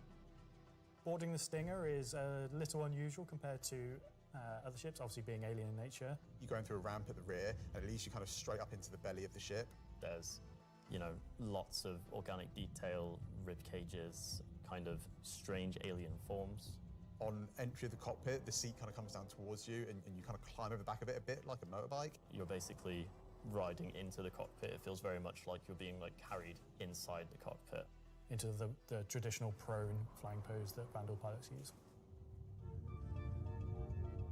Very happy with the Stinger. I think the team done a really good job of making something that feels different, it feels alien, but it suits our lineup of ships and it suits our universe. I think the guys did a really good job of respecting the direction and vision from the original Stinger and Vandal ships in Squadron. We've tried to take a lot of inspiration from movies and other science fiction material, but I think it sits well within the Star Citizen universe. So we have the Paladin for the People's Alliance. We have the Stinger for people that really like Vandal and want to try and pretend to be them. But what about the other mysterious faction we have running around? So Gray Chowdhury got his start as he was working at a cargo center out in Odin. He started being able to get his hands on some stuff that other people couldn't, items that necessarily you couldn't find on a store shelf, but you wanted anyway. I think Gray is interested in, happy customers. Gray just sees themselves as a conduit to get these things in the hands of people who would appreciate them. And I think that his latest offering is really going to turn some heads.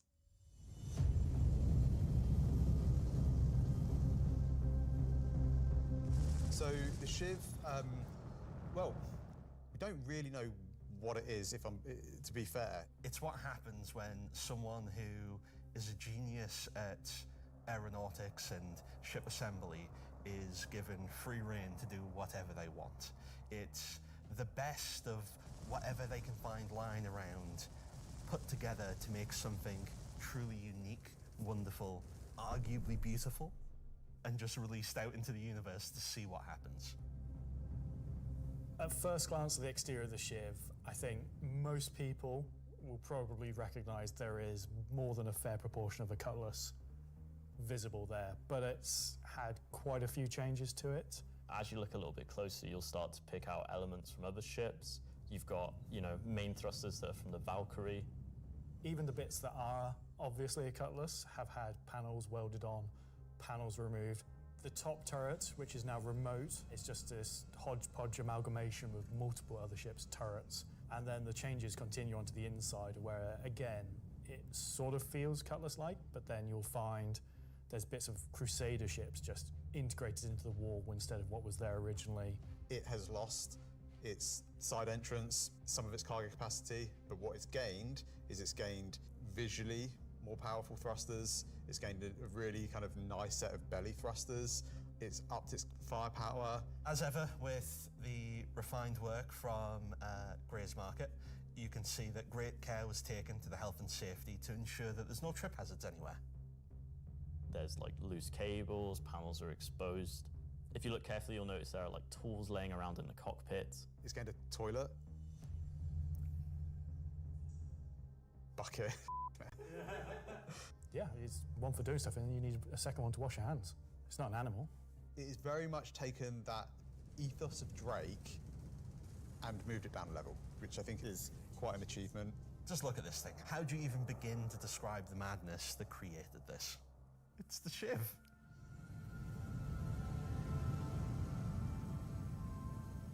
This is something new and different for Star Citizen. Where did it come from? I'm not going to answer that. Just Nope. nothing. Just No comment.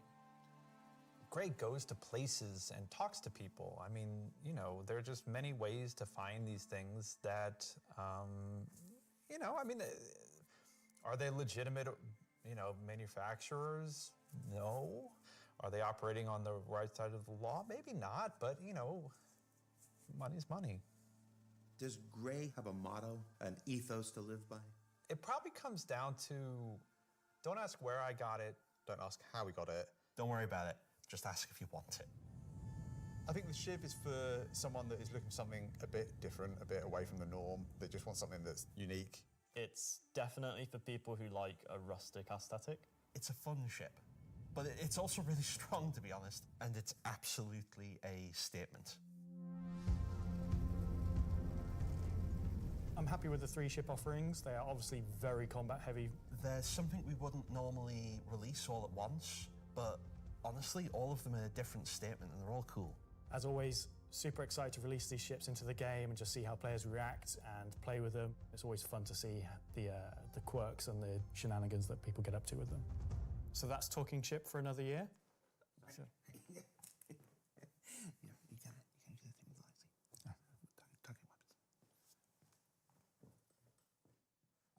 So I've just been informed that we have to do a bit of a timeshare agreement this year, so we have to throw it over to Alexi for Talking Weapons, which is an extremely original name.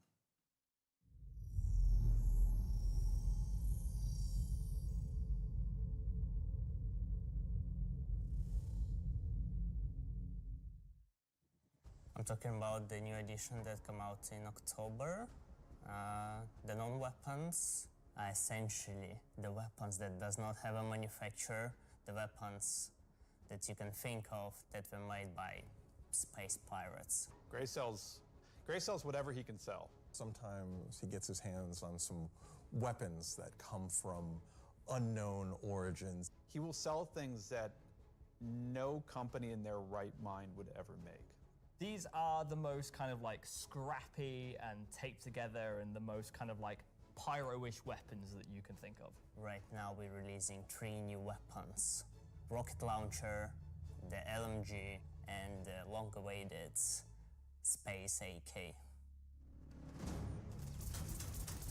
I think this is the one that not only is the most in demand, but I've been politely badgered about the most. It's a fun rifle that basically fires energy and ballistic in sequence. So your first shot will be your ballistic, your second shot will be the energy.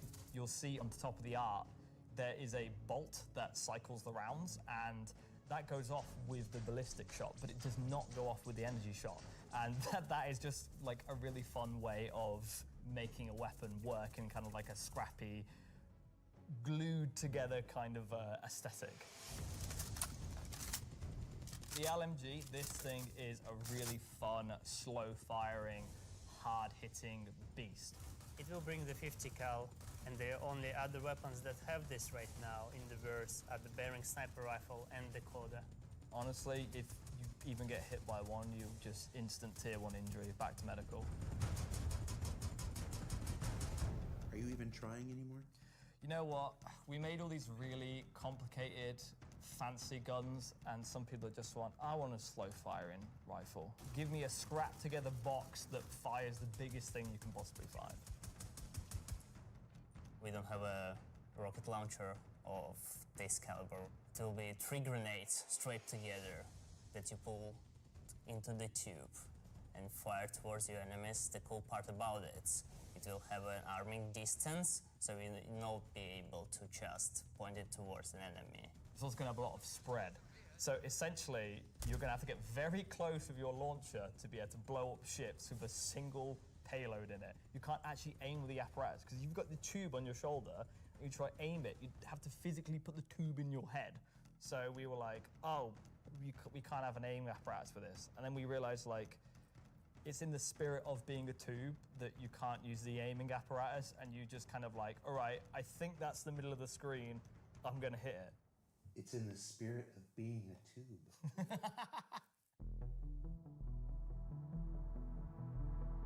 Are we gonna talk about binoculars? Binoculars are really cool.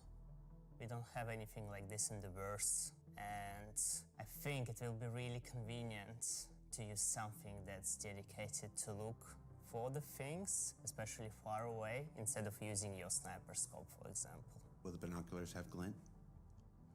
I'm not aware of this one. Probably not, because binoculars are not something that you need to be aware of. It's really funny because obviously, due to Glintgate, as I beautifully internally call it, basically there was a lot of community feedback basically saying like, oh, I really like spotting people. I really like playing a spotter. And essentially I was like, oh, this community wants to be able to spot people from distances. And what can we make gadget-wise that doesn't require new features? And it was like, binoculars. And I prototyped a thing which essentially was just a scope in a hand, and it worked. So we've got some really cool binoculars coming that allow you to spot people from distances. And how much damage do the binoculars do? Depends on how you throw them.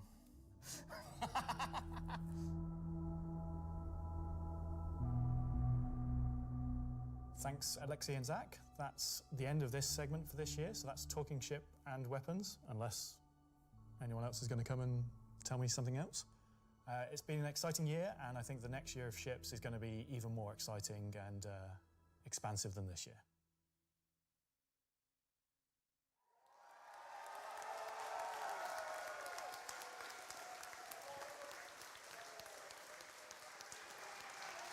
Well.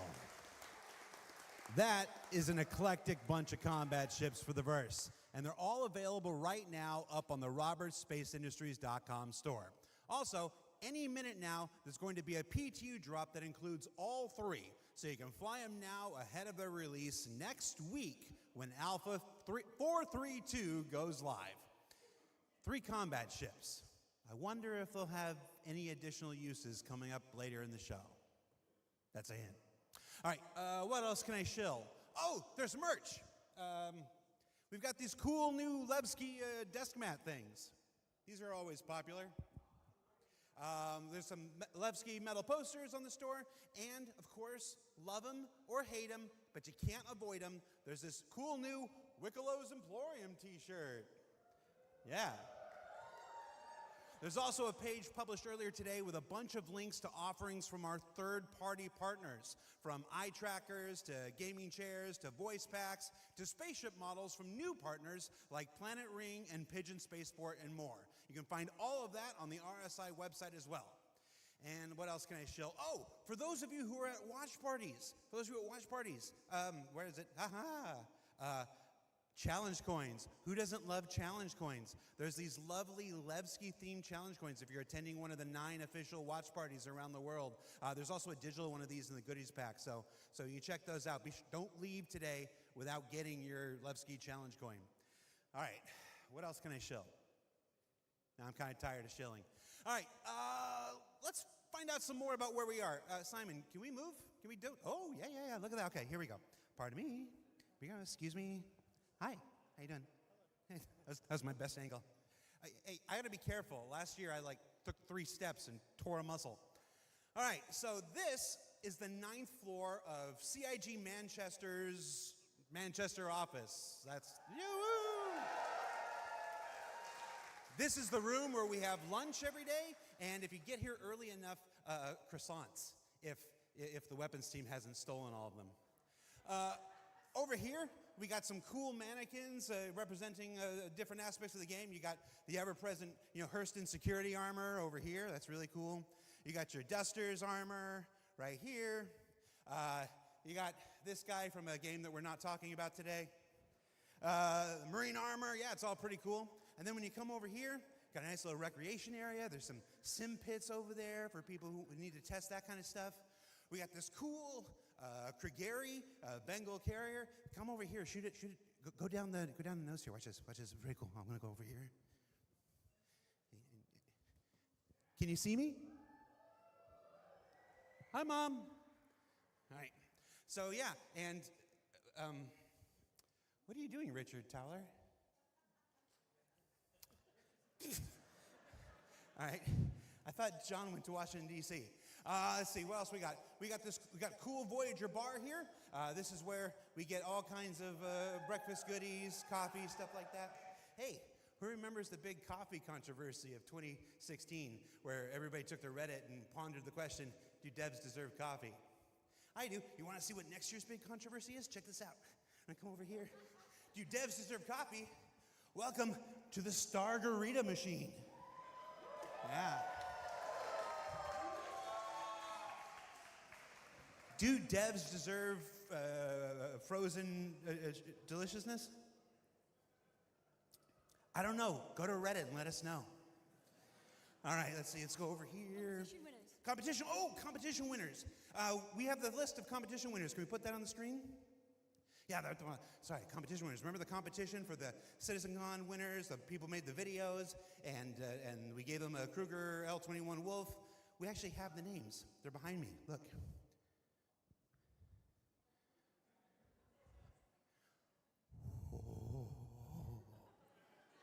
All right, that's cool. Also, everybody's got food. Do I have food here? Oh, somebody's supposed to save me pizza. All right, so we got, you guys saved me a lot of pizza.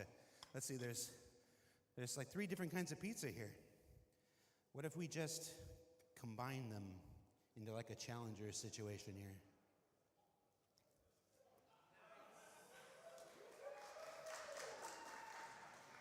That's a CitizenCon throwback if you're not familiar with.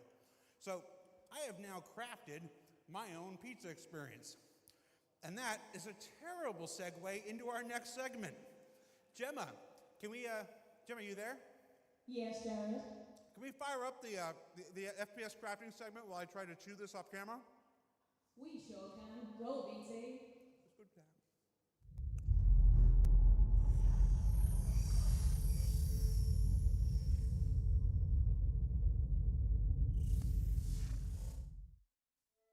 Star Citizen, at its heart, will always be an enormous sandbox experience where you can set out to tackle the universe in whatever ways you want.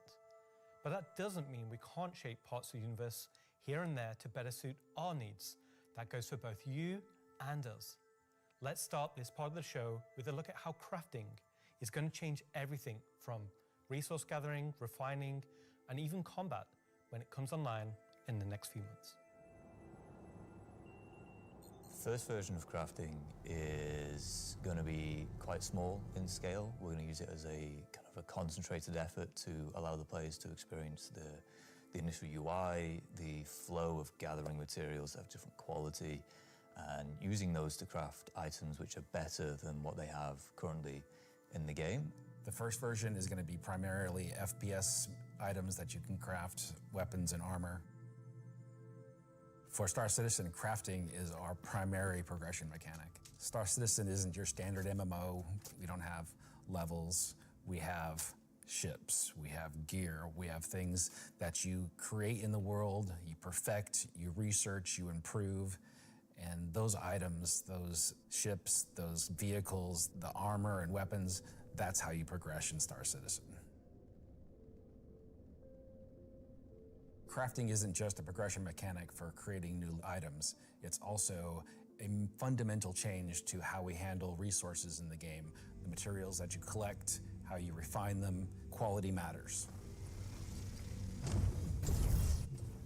crafting the weapons, you'll be able to have some quality materials to influence the item stats on those weapons. It'll be somewhat random, potentially weighted on the location of the material. Some will have a higher chance of higher quality. And once you take those materials to your crafting bench, the fabricator, you can use them to craft, and the different attributes will be increased based on the quality of the materials you use. It's not just iron ore anymore, it's iron ore of the quality that you know will get you the stats for the item that you desire. And it's not just mining, it's essentially every resource we can get our hands on. To support this, we also need major changes to inventory so that all of these new resources that you're collecting, you can see what you have, you can order it better, you can understand what you have in your inventory. We won't have the new refining crafting system yet. We'll be using the existing ones. Those will pass the quality through into the refined materials, which you can then take to your crafting machine and start making your personal items. Once you have your blueprint and your quality materials that you've refined, then you can put them together on the item fabricator. This will be pretty much what we showed in last year's CitizenCon, with the UI letting you assign your quality resources to different aspects of the item. Once you're happy with what you see on the preview, you'll be able to click to craft, and it'll get queued up, and your result will be produced sometime later. You'll be able to get the new crafting machine from shops in most landing zones. You'll be able to bring it up on your freight elevator and use it in your personal hangar, or tractor beam it around and stick it on a ship if you want to use it from there. There'll be a small amount of blueprints you get credited to your account just to test and mess around, but the vast majority of them will be earned through missions, and then you can use that blueprint to craft the item that it is that you've got the blueprint for. So it should be a good reason to go and test all the different various missions in the game. The advantage of crafting your own items is that they'll be better than anything that you could buy from shops. You'll be able to increase and improve item stats that are relevant to your gameplay. Maybe a gun will shoot faster, maybe it'll do some more damage, or your armor will have greater resistances against environmental effects or incoming fire. You might be wondering, what about the upgrade and research? That will be coming in a subsequent release. We're happy with this initial scope for crafting. It's going to be so valuable for us as devs to kind of get the metrics in, get the feedback in, because then we can make the changes that, you know, they only become obvious, so to speak, when you have kind of mass amounts of data and mass amounts of users using it. So I'm very excited to get it out in the wild. It's our intention to get crafting out on tech preview by the end of the year and get the testing we need so we can release it when it's ready.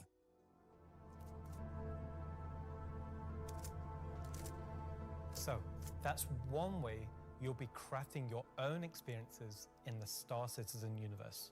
But what about us?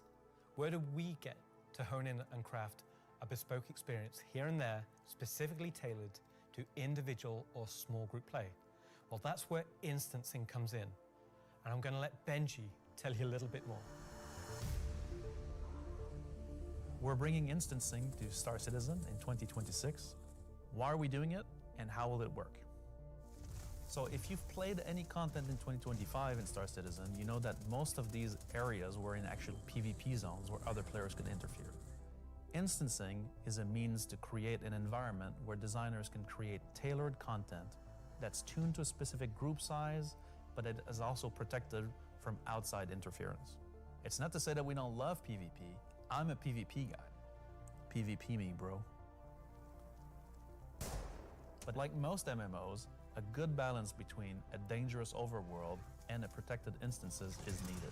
Right now, we don't have this ability, and this is something we really need in order to give you a sense of progression that is tailored and balanced to a tunable amount of groups, so the difficulty matches the group size. There's a beginning and an end. It doesn't mean that that doesn't fit in our overworld strategy, meaning getting to the instance is dangerous, exiting the instance is dangerous, or can be interfered with others. But at least when you're playing the content, we can actually make something that's curated for one experience. So before anybody says this is only a PvE thing, this technology can also be applied to unlock curated PvP experiences that are as seamless as the PvE ones. So it's not about one thing or the other. It's really about unlocking developers' ability to create curated content. So that said, how will it work? Instancing is really an evolution over static to dynamic meshing. We want your instances to be as seamless as your instance hangers, meaning that when you take an elevator, you exit the elevator, you're inside the instance. A gateway opens, you cross that gateway, you're now into your instances. Could be also a quantum jump into an instance that you don't even see. The transition is just like a dynamic mesh transition. And so throughout the universe, we will be able to add these areas that are open or closed instances that allow you to join in either with a party and have a reserved instance for your party, or join an open instances that has a number of slots. And so some of those areas will be completely instanced on different servers. This allows us to leverage the compute power of the entire mesh. The closed ones will be really to drive one piece of content. You enter and exit seamlessly, just like we do with your instance hangers currently. Let's go and find out what one of our first instances will be. Siege of Arisen was an event we did previously, which created a gameplay scenario where the player had to run through and progress through contested islands of Arisen. This was a high-paced, high-intensity event, but it struggled a little bit from its technical execution. But now with the introduction of instancing, it gives us an opportunity to evolve it and modify it and make it better for you and a small group to work through that activity. It is an event that I had the honor of pretty much solely designing and building all of the logic and having the stress of trying to get it working. Agent Dooley from the CDF puts the call out for volunteers because basically the Nine Tails have taken over sort of a cluster of floating platforms in Orison. And you are there to kill these sort of lieutenants of this terrorist organization and take back control. So in our current thinking, Siege of Orison is designed for about a 15 to 20 people fire team. So you, your friends, or your org will go in, you'll all have sort of dedicated roles. Some of you might be the tank who brings in the heavy weapons and sort of pulls the fire. Some of you might sit at the back and be the sniper and pick people off who are a bit further to make the advance easier. Some of you will be the medic whose sole job is going to be revive and look after the rest of your team and the health of them. And some of you will be the people who push for the objectives to try and get sort of most of the mission done. The event was designed for about 15 to 30 people, but when we released it, we fixed the problem with 2 DGSs on one server that was fighting for resources. And with that, we also upped the player count to 100. So when it first debuted, it was already too full for what it was designed for. It was a massive operation at the time. I think that bringing it back and giving it a refresher will be a fantastic addition back into the PU. So imagine if Siege was a instance that you could go in and play solo, or if it was a public event that you could go with your friends, or you could join up with random players on the server. There's lots of ways that we want to take a look at Siege, how we can make it a more approachable piece of content. I'm excited, to say the least, to bring back Siege of Orison to Star Citizen and to sort of have it be one of the first tests that we have for instancing and really get it back to sort of a core experience point where it should be. So while the next season is quite heavily focused on Nyx, I'm also very happy that we're not really ignoring our other 2 systems of Standard and Pyro, and we're going back there and we're sort of improving and expanding on the player's life in those 2 systems as well.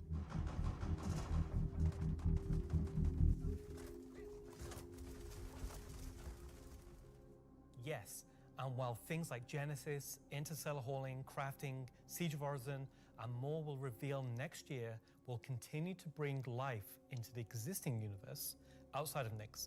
There's still one more exciting use for instancing we're building right now. It's an earlier look than normal, and some of it is still in white box, but we're excited to share the first look at a major content release of 2026, and what it means for progression-based gameplay. As an evolution of our Building Interior initiative, you won't discover it by accident, because when it's complete, it will be found deep within the heart of Levski itself. This is the Municipal Works.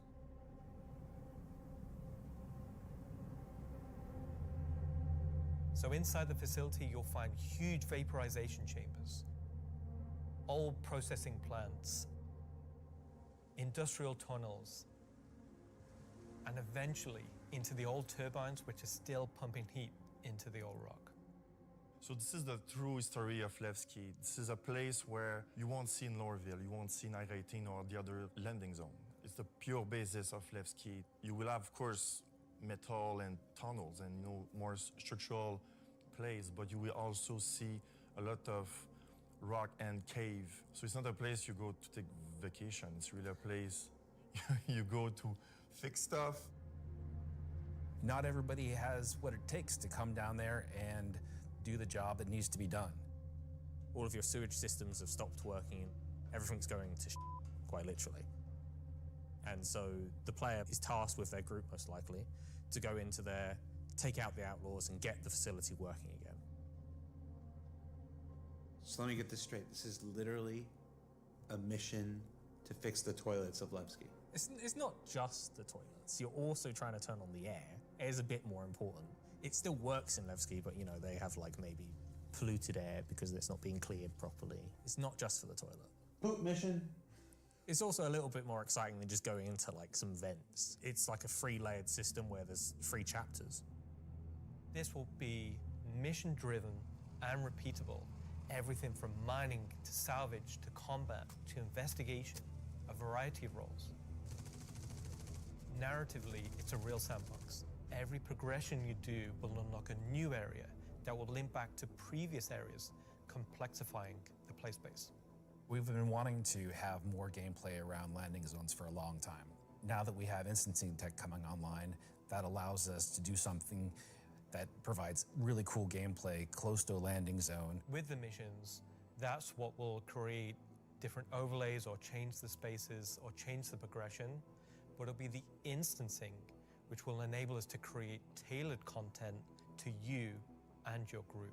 So you're going to be able to play a part of it, make your progress, and then log off. And then the next time you come online, you'll be able to pick up where you left off. It's going to allow players to return back to it at different states depending on how much you've progressed and be able to keep it going until you've reached sort of the end of the whole 3 chapters. Where you're not going to have other people getting in your way. It's you, your team, your party. It's a way of giving players content where they know exactly where they're at and they can keep going back to it and improving sort of their own progress and ability to jump through them faster and faster times as well. So that's a look at how we'll be allowing players and developers alike to create more crafted experiences within the greater sandbox of the persistent universe. Okay, is that it for me at this point, Jared? Almost. Throw it back to me, and I've got one more for you after this. Back to you, Jared.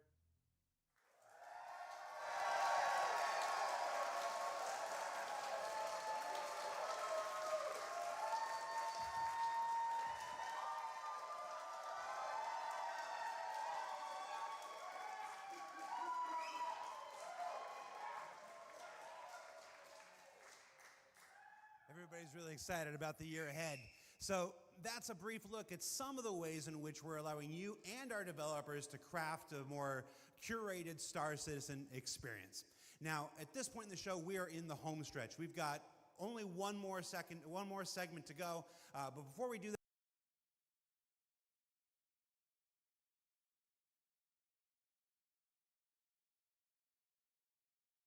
that, we wanted to check out, we said earlier in the show that we would look at what you were saying during the show. We looked at how to put YouTube comments on the stream, and it was immediately apparent that we were going to lose our broadcast license, so we're not going to do that. We did find some social media stuff on Twitch, though, or not Twitter, X. What is it called now? Let's see what this says. Let's see, we've got Welcome Back Levski from, I'm not wearing my glasses. Oh, no. Oh, time to suit up. Let's go get him, says Ubu. I really should have worn my glasses. Cue the bagpipes. That's the other game, Charlie Oscar. Let's see. Nice to see you live, Jared. Mom? Let's see. First CitizenCon after playing for almost a decade in Austin. Oh, nice. Straight out of Klesher, back to the Hex. Photos from Leicestershire. How do you say it? Is that Leicestershire? Leicester? Leicester? I've only been in the UK for 3.5 years. San Jose Bar Citizen Watch Party. Oh, somebody created a lovely Vandal mask there.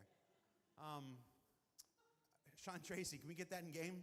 Just that, exactly. Just scan that, put that in game. All right, so that's a few reactions we're seeing on social media right now. Before we get to our big finale, or the thing we're going to wrap up the show with today, I did want to talk a little bit about big CitizenCon versus digital CitizenCon versus what we're doing today, which is CitizenCon Direct. Every year, CitizenCon is a monumental task for any number of people, whether that's development, marketing, the support teams, the platform teams. Everybody comes together to make this thing happen and go off, hopefully without a hitch. And so far, we've been doing all right, other than some stuff in the room here. You know who you are. I had to know that. But doing CitizenCon is not always the easiest thing for our developers. You might not assume this, but most game developers are not social butterflies. They tend to like to sit quietly in the dark at their computers, like little goblins, and just make digital virtual worlds like this. And then I come in all happy and like, hey, you want to be on video? And they're like, no. And I'm like, it's in your contract. And they're like, oh yeah. So we thought, we usually do it behind the scenes afterwards, but we thought we'd do a little bit of it here.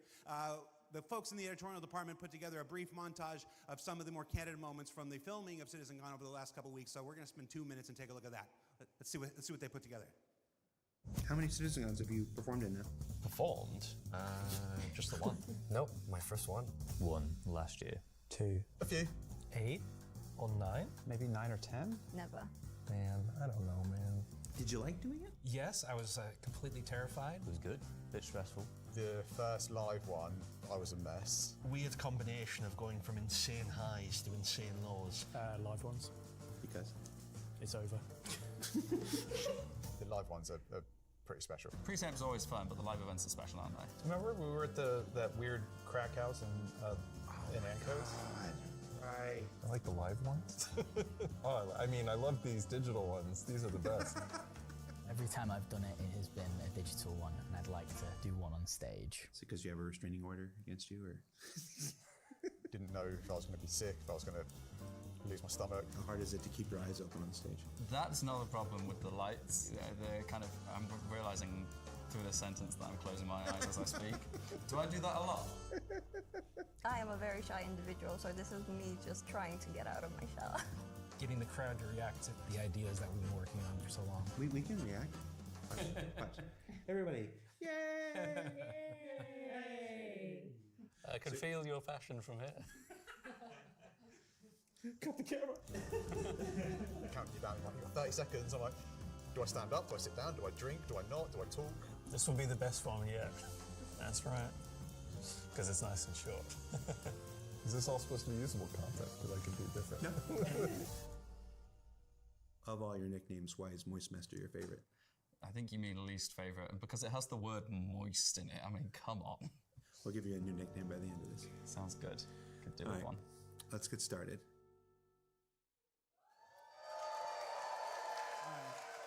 So for those of you watching at home or at the watch parties, you're like, why are we showing that? I put that in there because I'm eternally grateful for all of the CIG staff and developers who take the time to appear on these things, whether it's ISE, SCL, CitizenCon, walk on stage, be pre-recorded.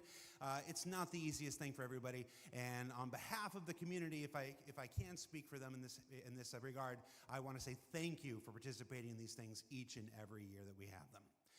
Now, let's wrap things up here. So, let's see, how do I want to do this? At this point, we've only got one major story left to tell. But before we do that, we wanted to do one more check-in on something we started last year. Last year, Rich Tyler took the stage and presented his roadmap to 1.0. And we didn't want to go an entire year without talking to the senior game director himself to get his update on that 1 year later. So we're going to throw it to him, and we're going to go to our last segment, and when we come back, we'll say our goodbyes. And if you're at a watch party, it's time to get, I was going to say, that's not a word I can say on camera. Let's just throw it back to me. Go to me from 1 week ago.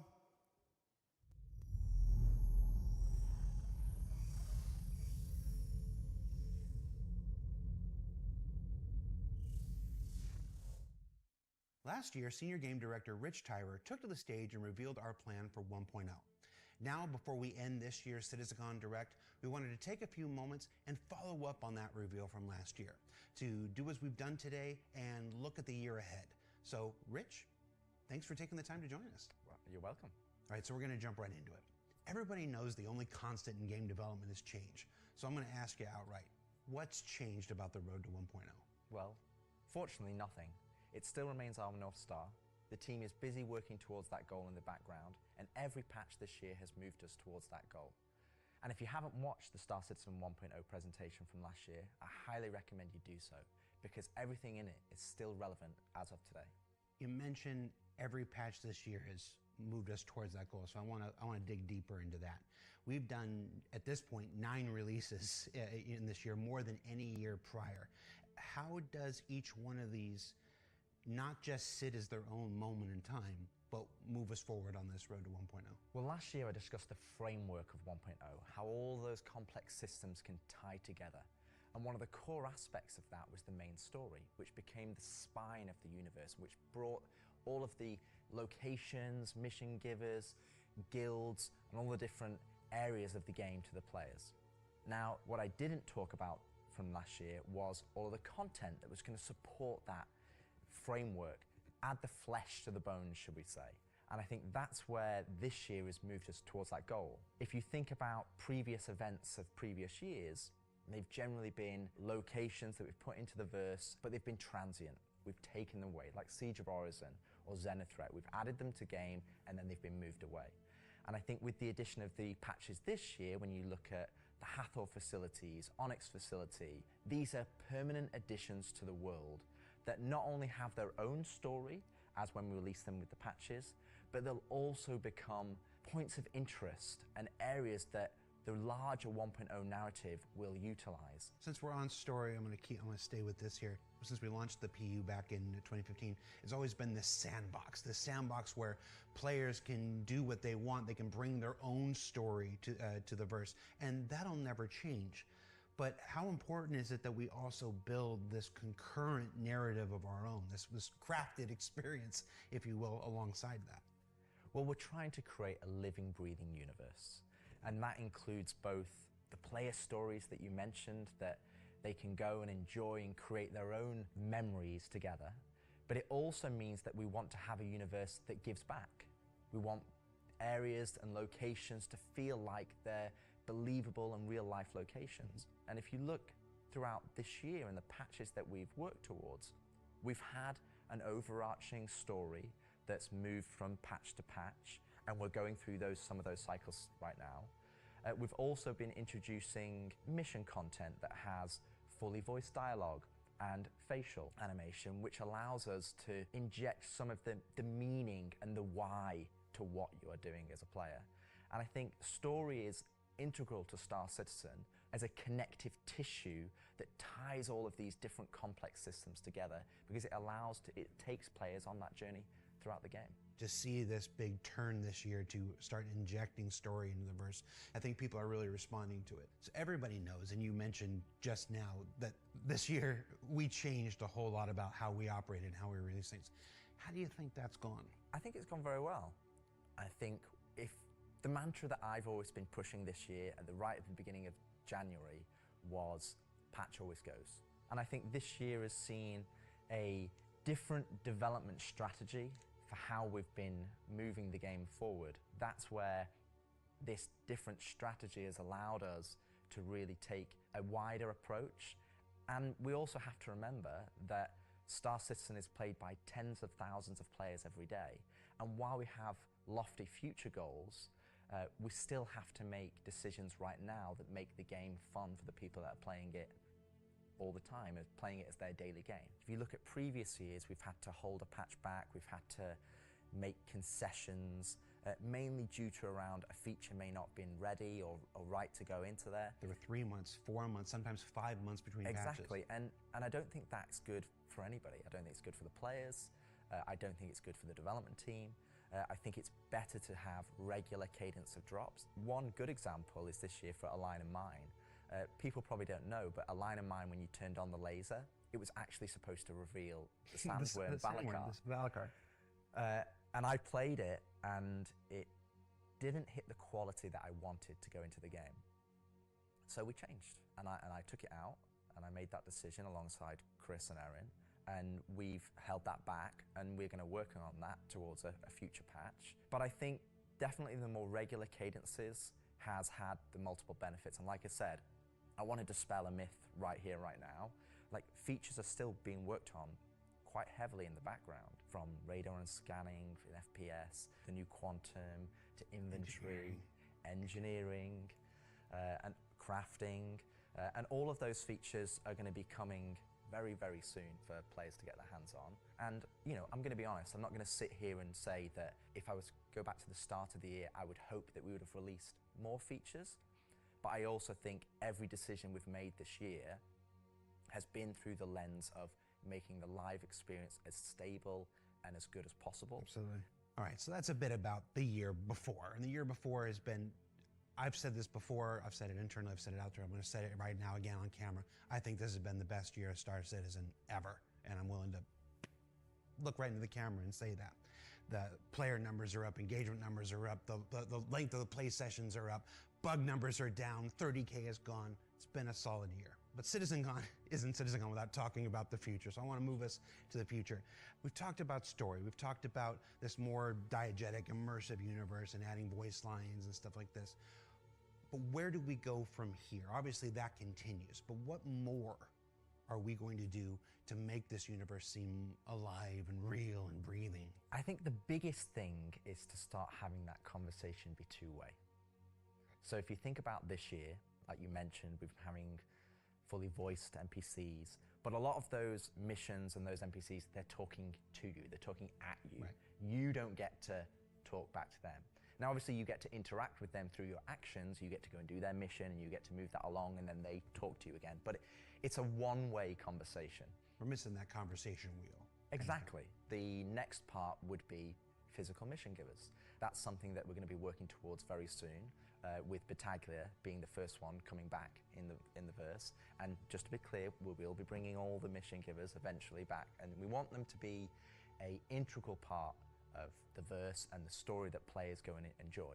We want the locations to be brought to life, and as we mentioned last year, we want to have interactive scenes that you can go and be part of. And obviously the full end goal is towards, you know, to have cinematic stories in the game, and that is what we're going to be pushing towards. Everything we do, every decision we make is through the lens of moving us closer to 1.0. It might sometimes be difficult to see why those decisions have been made at the time they've been made, but rest assured that Star Citizen 1.0 is still our North Star. That's what we're still aiming towards, and that's what we're going to be moving forward with every patch next year as well. And remembering when mission givers were first introduced, they sometimes became a bottleneck. Is there a role in instancing, which we learned about earlier today? Is there a role for instancing in that, in helping with mission givers? Yes, partially. It will be one mechanism that will allow us to have players go to their own individual area of the verse, have that conversation, and then go and continue on into the open world environment.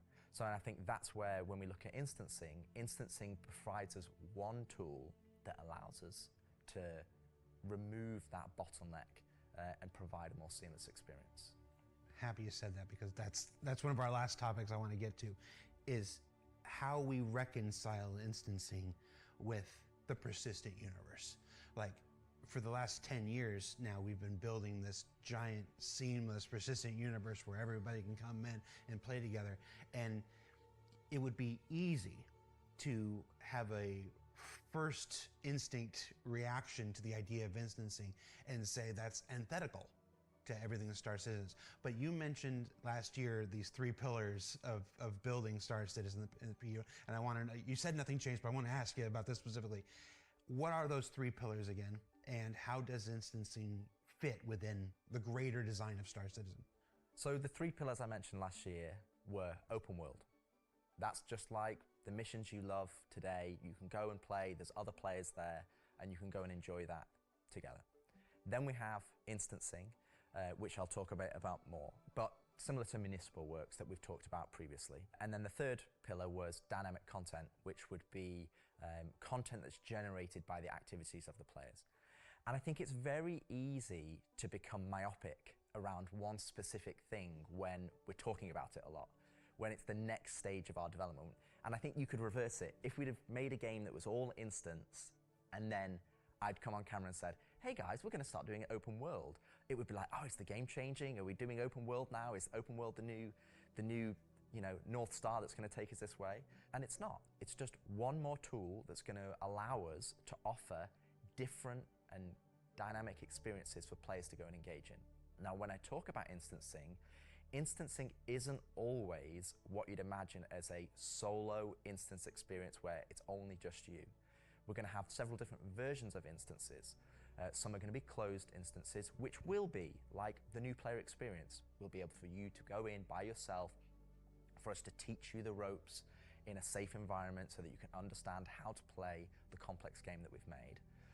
But we'll also have open instances like a cantina or a bar where we might say, hey, we only want 50 people to come in here because we've got mission givers and we've got other NPCs for you to talk to, and you would just walk in and it would be seamless. You wouldn't know that there was an instance, it's not going to get a loading screen, you would just seamlessly walk into that location, it would be full of other players and NPCs, and you can go and enjoy the content. And that's, I think, something that instancing is going to provide us. It's going to give us a tool to offer different dynamic content, or curated content, as I'd say. It allows us to create experiences that are different to the open world experiences that we've already made. And it's not to say that we won't continue our open world development or only do instance content. It's going to be a mix. And like I said, this is one of the pillars that will move us towards 1.0. We will eventually work on dynamic content that will move us towards 1.0. And all three of those pillars will interweave to create the full Star Citizen experience. All right, so we've hit a lot of the bigger topics, the feature work, engineering, and FPS crafting coming to tech preview soon, stuff like this. We've talked about instancing and how that's going to work within the universe. But I want to ask you this one last big one. It's very easy to say Star Citizen is this kind of game and that kind of game. Those of us who spend our days making it know better. It's an everything game. It's everything we can make it game. It just is. But at the core of this is still spaceships. That life of spaceships. What more can you tell us about spaceship gameplay in the future? What can you give us? What can you tee up for us to look forward to for those of us who are really into Star Citizen for the spaceships? Our intentions going forward are to make sure that every ship or ship archetype that you acquire has a role and has content that you can go and enjoy in the universe. For example, right now I know that we're working on more robust mining missions, more robust salvage missions. We're going to be working on refueling missions. And we want to make sure that each and every one of the ship has a purpose and has a reason to exist in the game. That's from the smallest Argo MPUV, as well as ground vehicles, all the way up to the large capital ships.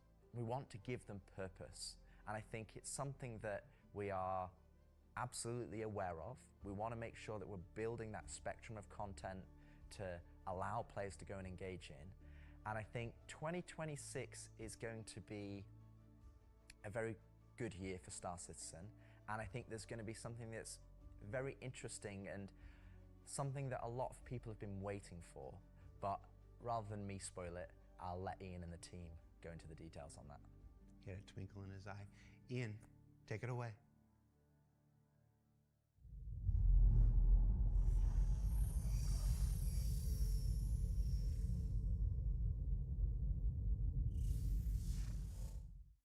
So the persistent universe has existed for over 10 years now. During that time, we've created lots of gameplay systems, we've added hundreds of locations, we've added lots of mission activities for different purposes: combat, cargo, mining, salvaging. But for combat ships, the only thing you've been able to do is fight other combat ships. In 2026, this changes. We're going to be delivering a spaceship-focused activity space which incentivizes the use of different gameplay roles These are going to be scenarios where you're going to have to plan and strategize and create operational tactics to overcome your objective. So what you're going to see is very early. It's early in the pipeline process, and it's going to come online about mid next year. But we're really excited about the content we're creating, so we want to share with you a super early look at what we're building in a space we're calling Tactical Strike Groups.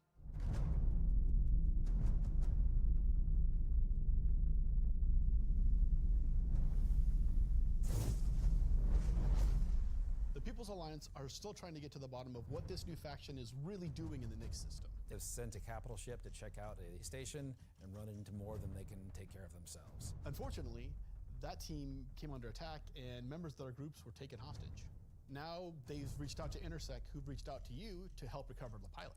Of course, it's unwise to do this alone, so you'll need to put a team together to attack the station.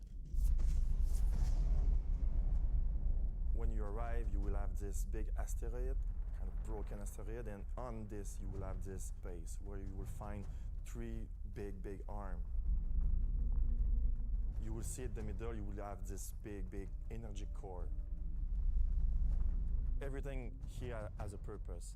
It's not just for the show, just something nice to see. You'll see a People's Alliance-owned Idris that's just on the outside, and it's going to be getting harassed by this unknown faction that you have met before. So your first objective here is to clear out the ships. There'll be waves of these ships, so this is where you want your light or your medium or your heavy fighters, whichever playstyle you prefer.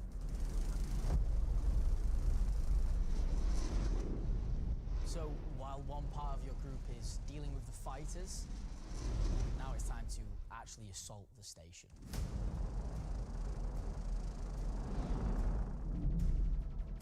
This station has been outfitted to resist all of the obvious way of attacks.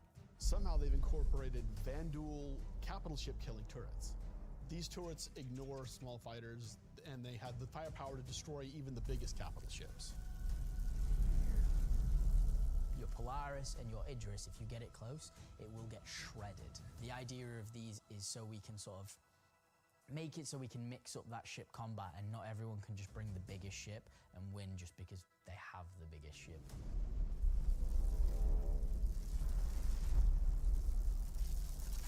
You have to send out your best pilots to navigate the superstructure and take down anything that may damage your bigger ships. So at this point you're thinking, destroy the turrets. But it's not that easy. This turret has shields that you've never seen before. It won't take any kind of damage. Your missiles won't do anything, your lasers won't do anything, your ballistics won't do anything to them. But like everything, they do have a weakness. You have to cut the power to their shields. To do that, that actually brings you to your first objective, the power relays. So the exterior has a number of power relays that are holding the doors closed so that you can't get in. You have to find them, you have to target them, and you have to destroy them. But it may not be as easy as it seems. Here's our first wrinkle. The power relays have their own shields that are resistant to energy-based attacks. We know how much you like using laser repeaters, but so do these guys. Capital ship can't get close enough because of the turrets. So ships with explosive or ballistic ordnance will be needed here. That's torpedo ships like your Retaliator or Gladiator, or even another fighter with ballistics loadout. That's going to take you a while.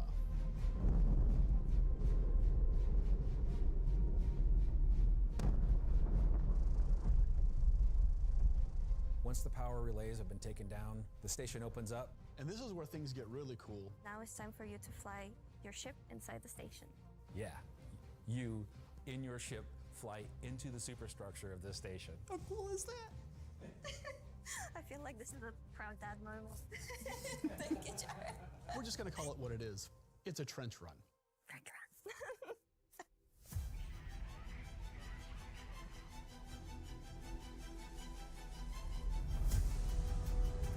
So as you enter the structure, you'll see cooling units along the sides that you'll need to take out. There's There's 3 arms to the station that have these trenches. You'll fly into one, and then there'll be a core in the center, and then you'll move out another trench. You're either gonna do it multiple times, or you need to bring friends. At this point, the core is still protected, so these are essentially strafing runs. There are objects to avoid. You're going to have to be able to dodge. You're going to have to move quickly. You need an agile ship. Because the shield generator that you're targeting is emitting lots of distortion damage. So once the cooling units are out, that exposes the core to overheat, which means that you can attack it from the inside and also from exhaust ports on the outside of the station. This core is armored and just takes a whole lot of damage.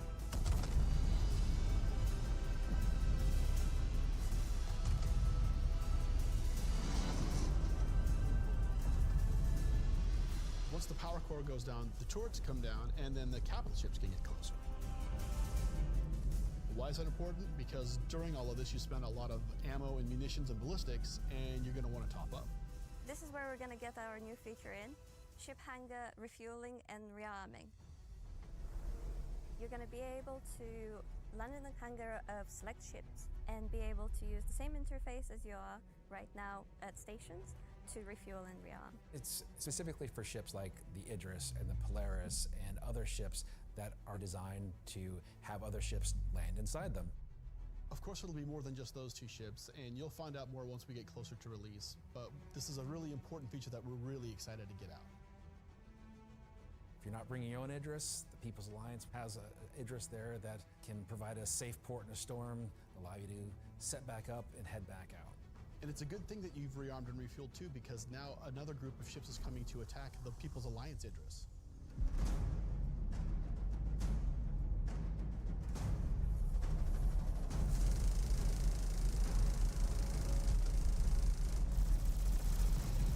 So while the fighters are protecting the Idris, what's happening at the station?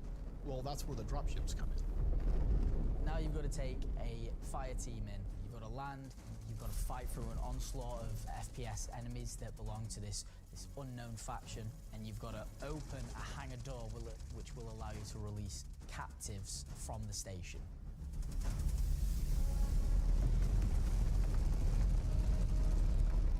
After you've opened the doors and that person's taken off, you've just got to make sure they get to safety.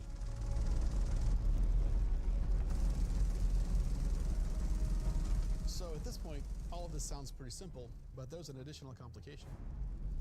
So up until this point, it's just been you versus the enemies in the station. But the enemies in the station have their own enemies. The Vanduul neighbors who really don't like these guys for some reason will come in and wreak havoc on everything. And they're not going to discriminate between you and the station. They're out for blood.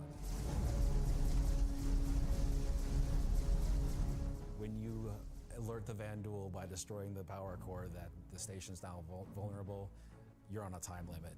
Vanduul are coming, they're going to come hard, they're going to keep coming, you're going to have one hell of a fight.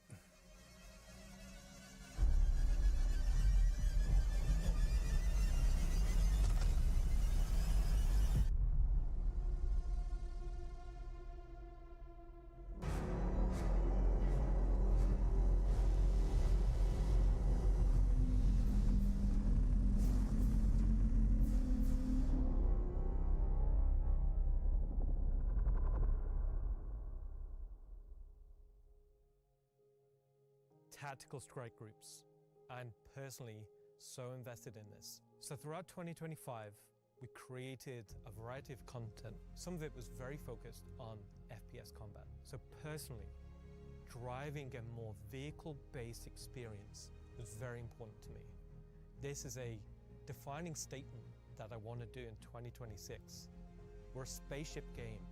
There are prized possessions to the objects we fall in love with. This is the content we want to create, which creates scenarios and roles for you to use those spaceships. We won't get to all roles initially, but we should see this as a landmark, a position where we can see a gameplay space which incentivizes the use of different ships and scenarios to clear objectives and complete missions in a variety of roles. And in the future, we can use this to expand on. So I hope you're all just as excited as I am for tactical strike groups. They're gonna be fantastic.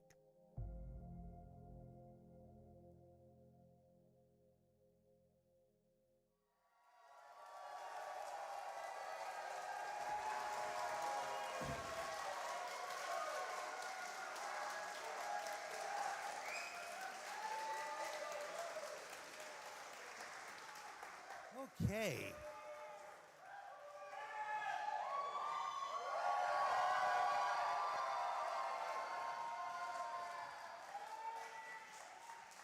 Why do you still have the puppet? John, come home. All right, so tactical strike groups. You know, it's been a long road for the last 10 years. The PU's been around. We've done lots to build stuff for mining ships and for salvage ships. And as Rich said, we're currently building out even more for those. And our first refueling missions coming online in 2026. But combat missions. Oh, hi, Aaron Roberts. But finally having enough of the foundation in place that we can begin to build real spaceship operations, in any other MMO they'd call dungeons. It's really exciting for me, and that's why we're ending the show this year with that. So yeah, that's been CitizenCon Direct. Thank you for taking the time to share this with us. Again, this is just a glimpse at some of what's coming in 2026. I've seen the Twitch chat and the YouTube chat like, oh, you're spoiling everything. I promise, we ain't. So before we let you go, that's it for me. Thank you so much for tuning in. And as with every CitizenCon, the last word shouldn't be mine. It should belong to our founders and CEO. So take it away, Chris Roberts. I hope you enjoyed this glimpse into some of what the team is cooking for the near future. Of course, we're not going to spoil everything that's currently in progress, and many features we haven't discussed today are in active development, like base building, social, and trade tools that are very much a priority. These, along with bringing the final polished features from Squadron 42 into the persistent universe, will make next year the most exciting yet for Star Citizen. Finally, I want to extend a heartfelt thank you to everyone at CIG for working so tirelessly and with so much passion to deliver something that is already special and will only get more so as we continue. And of course, to all of you for making all this possible with your support and feedback. We couldn't do this without all of you, something that I and the team appreciate every day. We are very lucky to be allowed the time and the money to build a game of all of our dreams, something that is only more apparent as the video game business becomes more monolithic. We are one of the few large independents left standing, and there is no way we would be allowed to dream as big as we are on an original game and take the time to achieve that dream if we were part or funded by any of the few remaining mega game companies. So thank you, and I look forward to seeing you all in the verse this coming year.